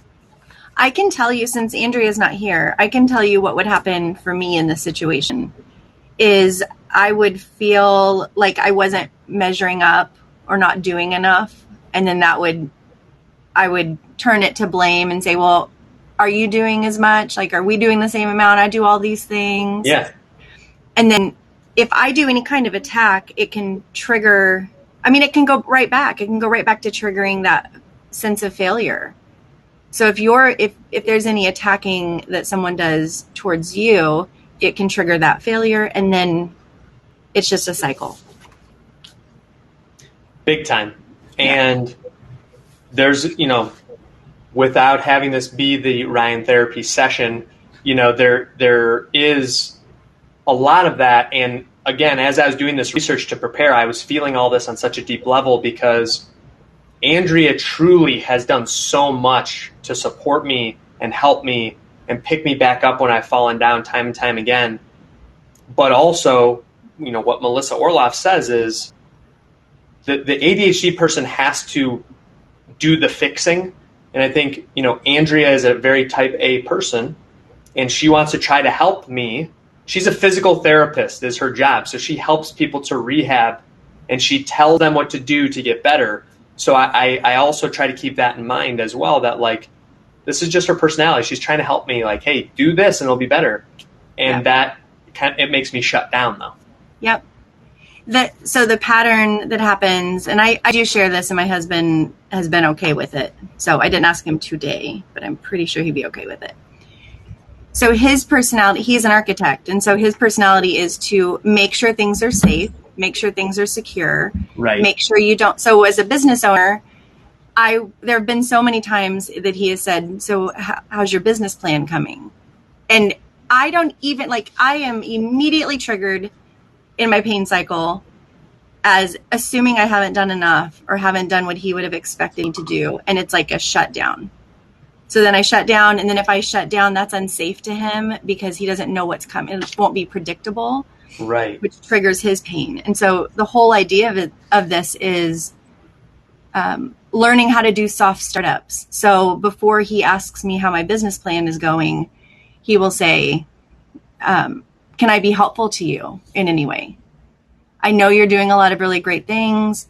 I want to be helpful. I know my mind works different than yours, and I need your mind, and how it works is really helpful to me. If at any point this week you want to talk about your business, let me know. Wow. That's huge. That's when he learned that the garage door triggered me, for a while he would come in the front door and I lost it, crying the first time I realized why he had been doing that. I'm like, why are you coming in the front door? Is the garage a mess? And he's like, no, I just know it triggers you and I'd like to start on a better space. What a right? guy. Yeah, it was great. It was great. Yeah. This is, I think everyone is probably witnessing here how powerful this is. Yeah. And this is, for me, you can hear it. It's interesting for me as a coach because it's I'm experiencing it as a human, but that, as the person, but then also as the coach, I'm like, wow, how fascinating that he's doing that. But I do, if it's okay with you, I do want to try to shift because we're doing a great job staying on track. And I want to give, you're doing a great job, audience, by the way, of staying with us. We got 46 of you still here. So thank you. And thanks for, supporting me in this too. I plan on reviewing back through the comments, and Michelle, you'll be allowed to look at them. You're welcome. I already have been since you've been talking. Okay. No, I'm sure you have. That's perfect. Yeah. So again, all of you will get those, but I just want to see Michelle, any final thoughts for that, just so we can transition? No, go for it. Okay. Hey, Tim, for this last portion, I really do want to open this up. One of the cool, one of the really special features of this platform around the world is that you can actually have a chance to grab the mic. And so, we do have 46 of us here. I also want to be respectful of everyone's time, especially, by the way, Tim gets the award today. Today's his 10th wedding anniversary, and he is here with me. I told him, hey, you can stay over for dinner. I owe you so much. He goes, no, I have to go immediately when we're done so I don't get in trouble. I'm like, understood. Yeah. But anyway, so if anyone who is in the audience has a question, whether it's for any of us three speakers, that's why I don't want it to just be the Ryan show. I want you to ask questions of our extremely talented co-hosts here. So any thoughts from the audience or questions And Tim, is there any like special instructions? No. So they can either type them, and we'll try and catch them in the comments, or if you're on a phone, in the bottom left corner, you can click the there's like a microphone in a hand icon. If you click that, we'll get an alert, and you can join us on screen. If you're on the computer, I think it looks similar. I think there's a button that's right there that says grab the mic, and you can ask to join us and ask a question. And Morgan says happy anniversary. Oh, thanks, Morgan. And I know Mari does a great job of being my time tracker. She says 17 minutes. All right, Hannah. Coach Hannah is what I call her. She's not a coach yet, but she will be one day. So Hannah should have a thing on her. Hi. Can you guys hear me and see me okay? Yeah. Yes. First of all, thank you all for just all of your time and just for everything that you've shared. I wasn't expecting to be so emotionally hit today. I thought like, oh yeah, this is gonna be a nice like feel good thing, you know. Thanks, Coach Ryan, for inviting me. And then it was like, bam, we're gonna hit you with all of this relative content that you can do. Yeah, so it was really cool. The garage door thing being a negative trigger is something I really heavily relate to. But I feel like I don't have a right to communicate my triggers because of the fact that I've let my significant other down by forgetting or by hyperfixating. So I feel like I don't have a right to explain like, hey, this is really triggering for me and is a really painful experience for me because like I feel like I deserve to feel that because I brought it on myself. And I'm sure that my significant other, you know, if he knew, he wouldn't, he doesn't want to hurt me, but I don't know how to overcome that mental block and that conditioning that I've gained through like my childhood and high school experiences and stuff. So I don't know if there's any advice you can give or advice you can give on being able to recognize when something is a trigger. Because it seems like that's something a lot of people are wondering as well. But yeah, so that's my question. Thanks for asking. Do you want me to answer that one? Yeah, I this is open to any of you guys or all of you guys. Yeah. Michelle, I think you're the most qualified. So go ahead. I immediately had a part that was like, no, I'm not. I'm not the most qualified. I don't know anything. We all have those messages. I think people will sometimes say that the word trigger is overused, but it's the same as pain. Like you were experiencing pain and learning, and I didn't go through these, but they're in the slides. Like those start a long time ago. So this message of I don't really deserve this good thing or this help because I've done all of these bad things is what I hear. But you do. You always deserve the good. You always do. And it's learning like, where did I first get that message that I'm not deserving of good or that it has to balance out? That's where you start. And I know I want to say, okay, bye everybody. And then we're just going to talk. I want to do that. But it's learning where did that message originate. Mm-hmm. And I'm going to jump in and say, Hannah, you're awesome. I'm happy to get you connected with Michelle too. But if it's okay, can I give someone else the mic next? Yeah, absolutely. Sorry, I wasn't sure. No apologies at all. This is why we do this. And this is why I'm glad that we moved things along and that I cut off my thing earlier because this is the good stuff right here. And we will stay a couple more minutes if we need to, and as long as Tim doesn't get in trouble. But I want to give Dominic the chance too. But thanks so much, Hannah, for sharing that. And as Dominic, hold on, can you hear me? Okay, let me see if I can switch to from Denver, Colorado down to Colorado Springs. So I just wanted to say thanks, Dom, for doing that also. It was cool seeing you, man. It had been too long, but I'm glad we got to catch up. it's crazy that like when we first met, we were both just like in pain, and we were like, "What is this ADHD? How do we do the ADHD thing?" Now here we are, man. And Dominic's a coach too for creatives, and he himself has ADHD, as do most of us. So I am happy to get anyone connected to him as well. So Thanks, what's your question, good sir, or your comment? So I'm in a new relationship where it's going to be very much the opposite of, or it's going to be very different than my last relationship, which was very long term, and it was with somebody who was very type A, very neurotypical, organized. And yeah, the garage door thing was just like every day. It was just like, it was kind of a nightmare, if I'm going to be, absolutely real about it sometimes. I mean, I love this person dearly, but boy, like, yeah, that was a clash that was happening all the time. And now I'm in this new relationship where we're both ADHD, and we're both like, and it's interesting though, because like the triggers still happen. Yep. There's all kinds of stuff where we might butt heads or have differences, but there's a greater understanding, but also,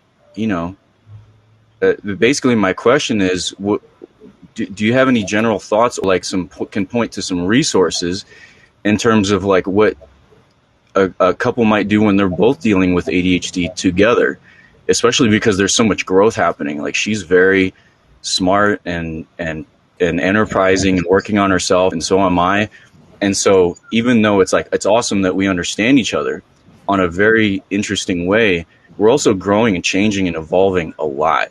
Yeah. And so it feels like uncharted waters, you guys. It's an adventure, but I wanted to see what y'all think about that. I'll jump in on one thing and just say, because I know you're early on in the relationship, it'll continue to evolve.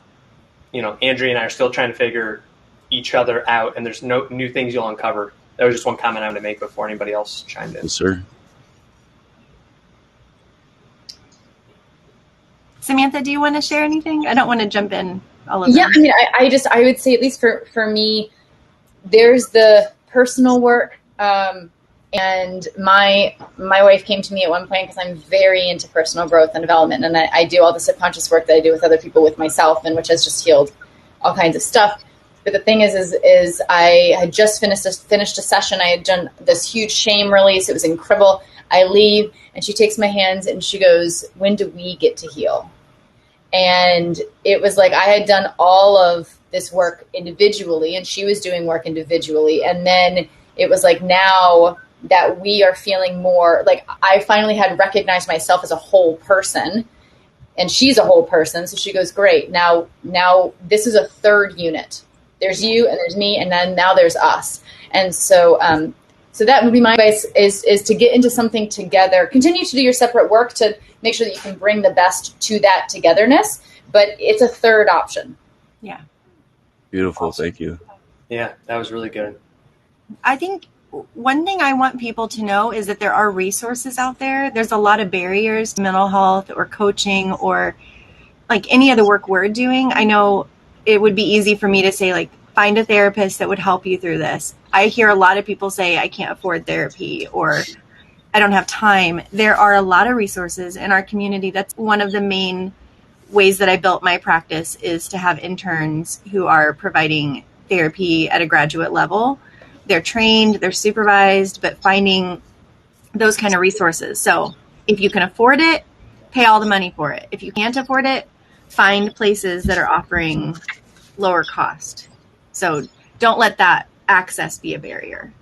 And I'm really glad that you brought that up, Michelle, because I had that as one of the slides I didn't show about, like, don't take this journey alone. Yeah. And if it's okay, let's thank Dom for doing his thing, and we'll move him off. Thanks, Dom. I just want to echo what Michelle was saying, that like access to resources. So the reason this webinar even exists is because there is a movement happening. People are somewhat like kind of tongue in cheek, but like jokingly saying like, "Oh my gosh, like well, I got diagnosed because of TikTok, and I'm learning all this mental health because of TikTok, and that's great. Like, many of us are here today because of that particular social media platform. But the reason why I'm hosting these webinars is so that the people, because there are a lot of folks that are here who told me they couldn't afford even the full price of the ticket to come here. I knew how much value both of you were going to deliver, and I knew it was going to be, I just gave out free tickets because this is so needed. And I know that the work that we do, the 3D explosion of value, it's not just a ripple, it's 3D, that it's going to come back. So I'm all about the abundance mindset anyway. And I know, per usual, Mari has been chiming in because it's 4:54 Eastern. So man, I'm just so proud of us three personally, just like we're on track. Nailed it. Yeah, this is just like incredible. And Jesse, I know you had requested the mic. I'm sorry that look at me exercising boundaries and not chasing this dopamine. We're all developing. This is great. But somebody said SPD. Oh, Michelle said, what is SPD? Somebody said, I don't know. If somebody can type in there. Oh, sensory processing disorder. Someone had a question, but they're too stressed to grab the mic, so they were asking the question. I can respond. Cool, got it. Just kind of wrapping things up here.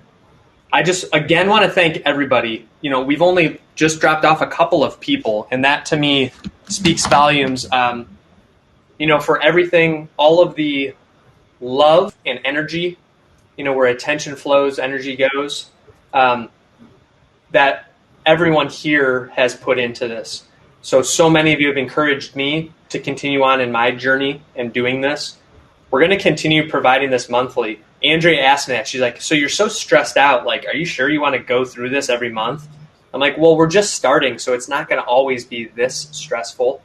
But just seeing the comments, throughout, and, somebody said, I found my people here today. I felt seen today. Like, that to me just gets me so emotional, and I'm getting goosebumps again because this is so humbling for all of us as coaches or as therapists, just to be able to support each other.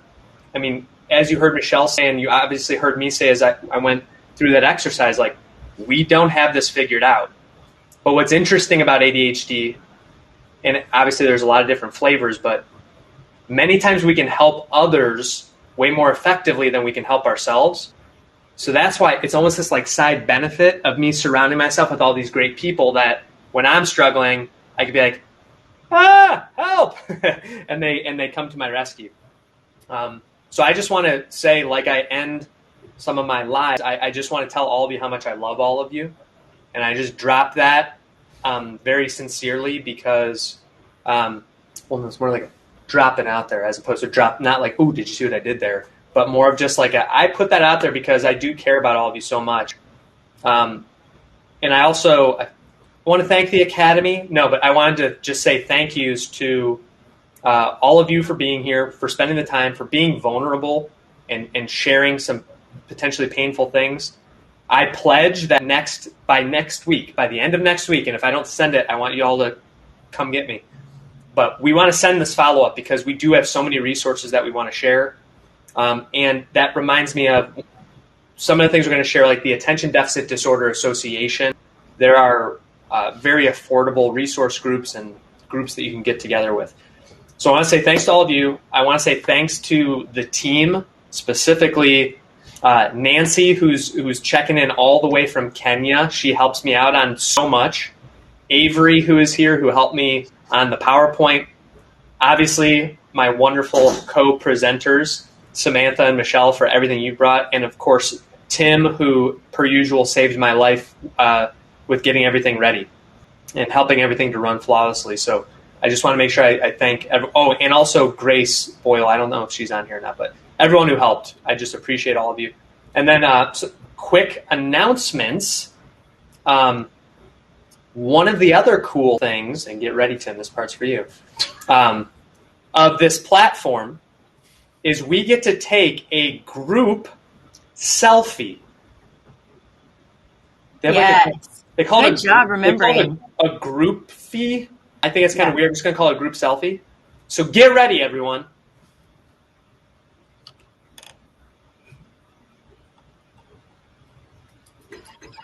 We're using that one.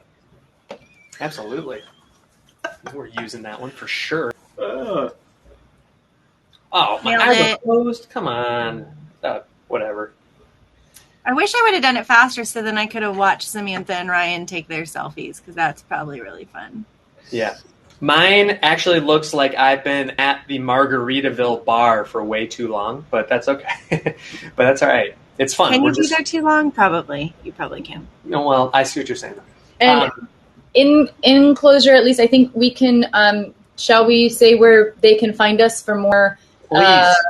things? So I'm Samantha Bell on, which my name is on Instagram. I'm on there a lot. I do have a TikTok, Coach for Creatives. But Instagram is definitely where I'm the most active. And so we can connect there if you don't want to book a call. Otherwise, I've got a couple calls. So I'll be chatting with a few of you later. Awesome. Melissa just dropped Michelle. It happens my whole life. You're fine. Her link. And then we're I always can't- flying. I don't have TikTok. I should have TikTok. I'm going to have No, a don't get someday. TikTok. Don't do it. No. Yeah, I mean, I don't follow do it. It's a problem. Yeah. I can't provide, I can't have clients unless they're in Missouri or Kansas, but Right. I can do some kind of support group that wouldn't necessarily be therapy. So if people were interested, just reach out. And even if I can't help, I'll help you get connected with someone. Totally. give them a 10-second countdown to the photo. Oh, are we doing another one? No, it's just Oh. only 21 people have done it out of the 40 that are here. Okay. Oh, you have 10 seconds. Quit trying to get it perfect, people. Just do a selfie. It's fine. We're trying to finish this up, but that gives me time, and I know we're doing a good job. We're very close. Speaking of group, this is especially for my TikTokers out there. That was the other third group I wanted to thank, was the TikTok community for all your support of the content I put out there. Because every day there is a lot of imposter syndrome for me. There's a lot of pressure I feel, but all of you have been so supportive. So just want to say thanks. I want to bring more value. So one of the things that I am doing is I'm offering group coaching for the first time. It's starting next month. And this sounds so markety, but for my own wellness, I'm only opening 10 spots. So I'm sure a lot of you probably have my email from the different messages that have come your way. If you're interested in group coaching, it's going to be $149 a month. So normally I'm like $500 to $1,000 a month, but I'm just trying to help more people. So the first 10 people, I want to offer that to. So I want to make sure I said that. And the very last thing, as far as announcements go, mark your calendars, because next month I got confirmation, no joke, like an hour before we started. I was so excited. So my prescriber, my nurse practitioner, who I get my ADHD medication from, she's new to me as a prescriber. She's phenomenal. And I was telling her about kind of my journey and everything I'm doing. And she said, do you think I could come on and present? I'm like, yes, you can. Because I get so many questions about medication and everything. So mark your calendars. Saturday, August 28th, 12 to 2 Eastern. So I know the conversion is challenging for so many of us, but whatever time zone you're in, 12 to 2 Eastern, Saturday, August 28th. Obviously, I'll send out reminders, but it's going to be, the working title is Managing my ADHD diagnosis or something like that. I wrote it down, but so anyway, it's going to be for people who are wanting to know how to get diagnosed, once you get diagnosed and kind of processing through that, and then kind of the day-to-day, okay, I have ADHD, so what should I be doing? And the last thing, because I know I want to respect everyone's time, just if you could share in the chat your biggest takeaway or kind of maybe your favorite moment from today. And then that'll be kind of our sign off. But and as we're waiting for that, while the group selfie is rendering, Samantha or Michelle, do you have any closing remarks? Oh, I always have remarks. Go for it.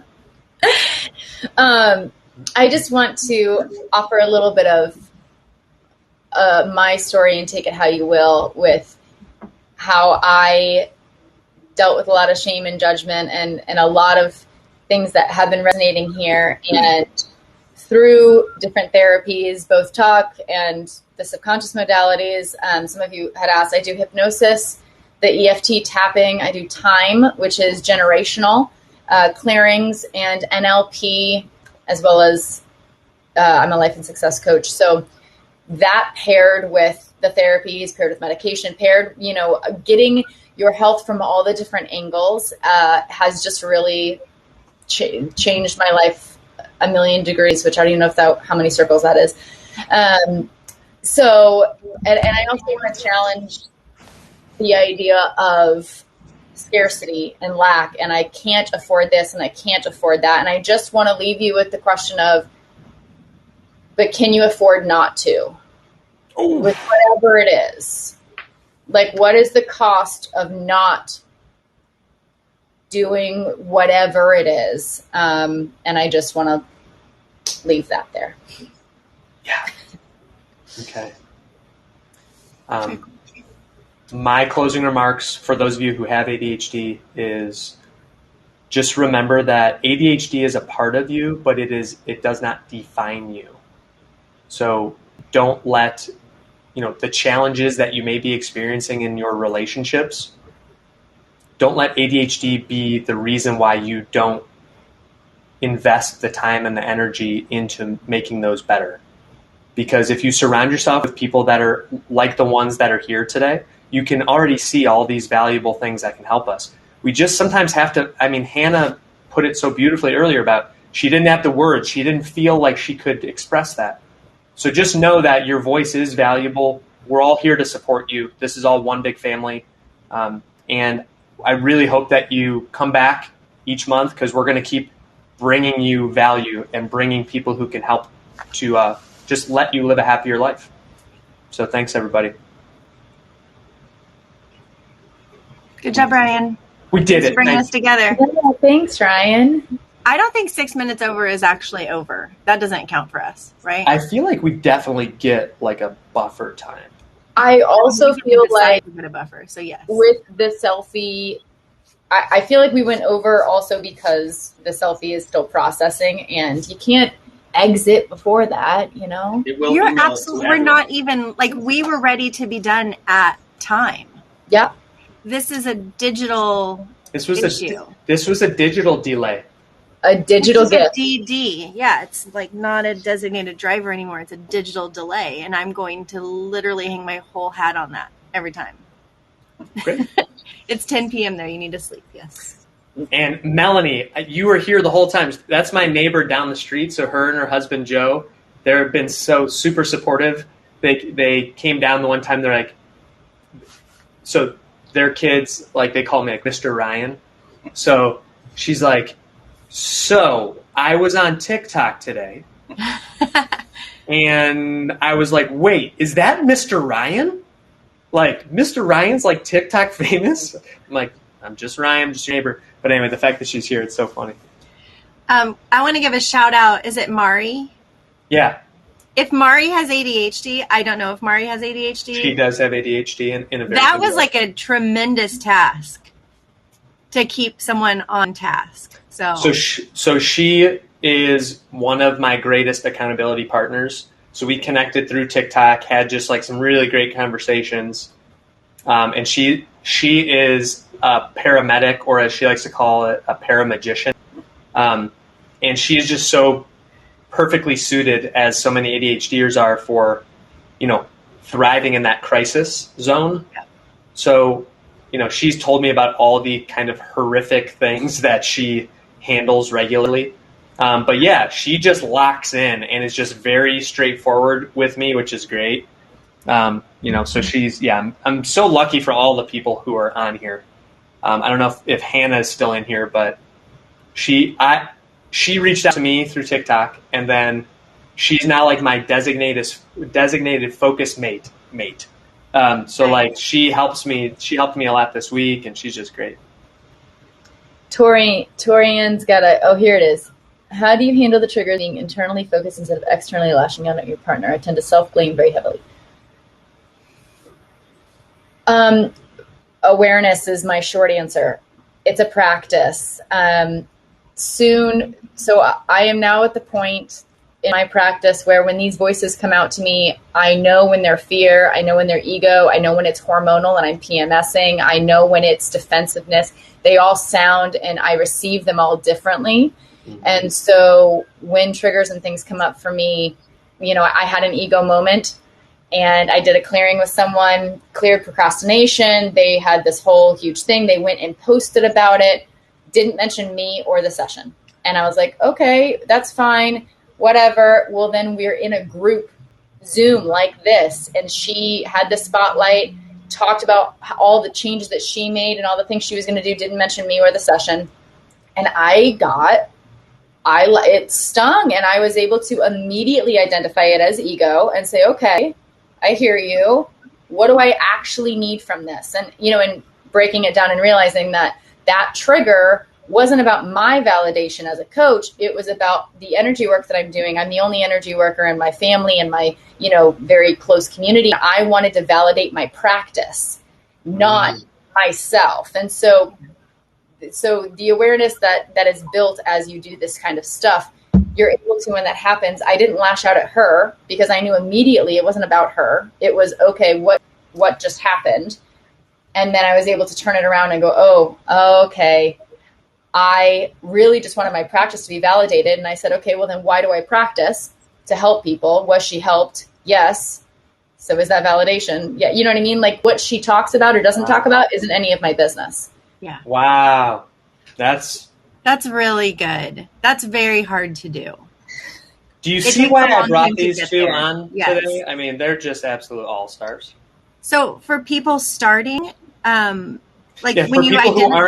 people who aren't at like ninja level of ninja level. I don't even know if I'm at ninja level all the time. Someone took the Enneagram test while listening and got an 8. Yes. Oh, that makes sense. Sorry. I mean, please don't just. Can we wait on the Enneagram? Yeah, we'll wait.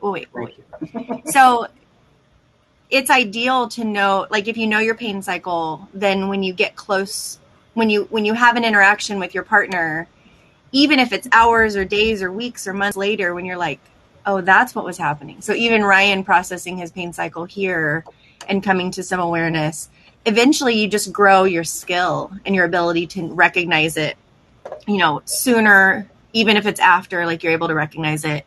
And then eventually you recognize the moment you're in it. And then the goal is that you can even recognize it before you step into it. If that makes sense. We just want to get closer to understanding it so that we can maybe do some self-care before we actually respond, before we actually do that coping. Yeah, I didn't mean to make it sound like I was like, well, you just need to be aware. I just meant no, it was beautiful. Is awareness, and as it builds and grows and as it deepens, you like these doors get to open and you get to go, oh, okay. And you don't lash out because all lashing out is a projection of the energy that isn't being received within. Mm-hmm. So as it begins to be received. I don't exactly. When she said that, I'm like, I thought to myself, I'm so happy I have this recording. I could just like listen to this. All of you out there should listen to this recording when we send it to you. And I mean, so many great nuggets today. It was amazing.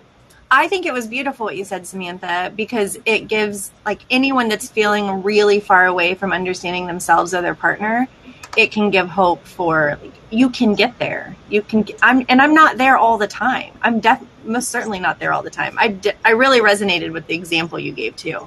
Yeah, and how you can. It's like if you're not there, there's that first thing to kind of grab onto, awareness. Like, all right, if I can. So to go back to my, the pain cycle that we're talking about, like, okay, maybe, hey, Ryan's talking to Ryan, like, you don't have all the stuff set up. Andrea still loves you. Everything's going to be okay. I bet you would probably enjoy going out the door to welcome them home. You can set this other stuff up, like, when you get back in. It's going to be okay. Yeah. speaking of spending time with loved ones, I want to shut it down so that Tim can go celebrate with his beloved. And he actually drove. He drove an hour and a half to get here. I mean, he's just so amazing. Wow. Yeah. Bye. Thank you, Tim. He hates being in the camera, but I like to do that pretty much every conference. Yeah. Cool. All of you are great. Thanks again for being here. The group photo, Tim said, will be automatically emailed to everyone. It says it's still rendering. Hopefully, we gave it our best shot. It was a digital delay, whatever. Digital attempt. Yeah. All right, cool. Thanks, everyone. Thank you. Happy weekend. Thank you. Bye.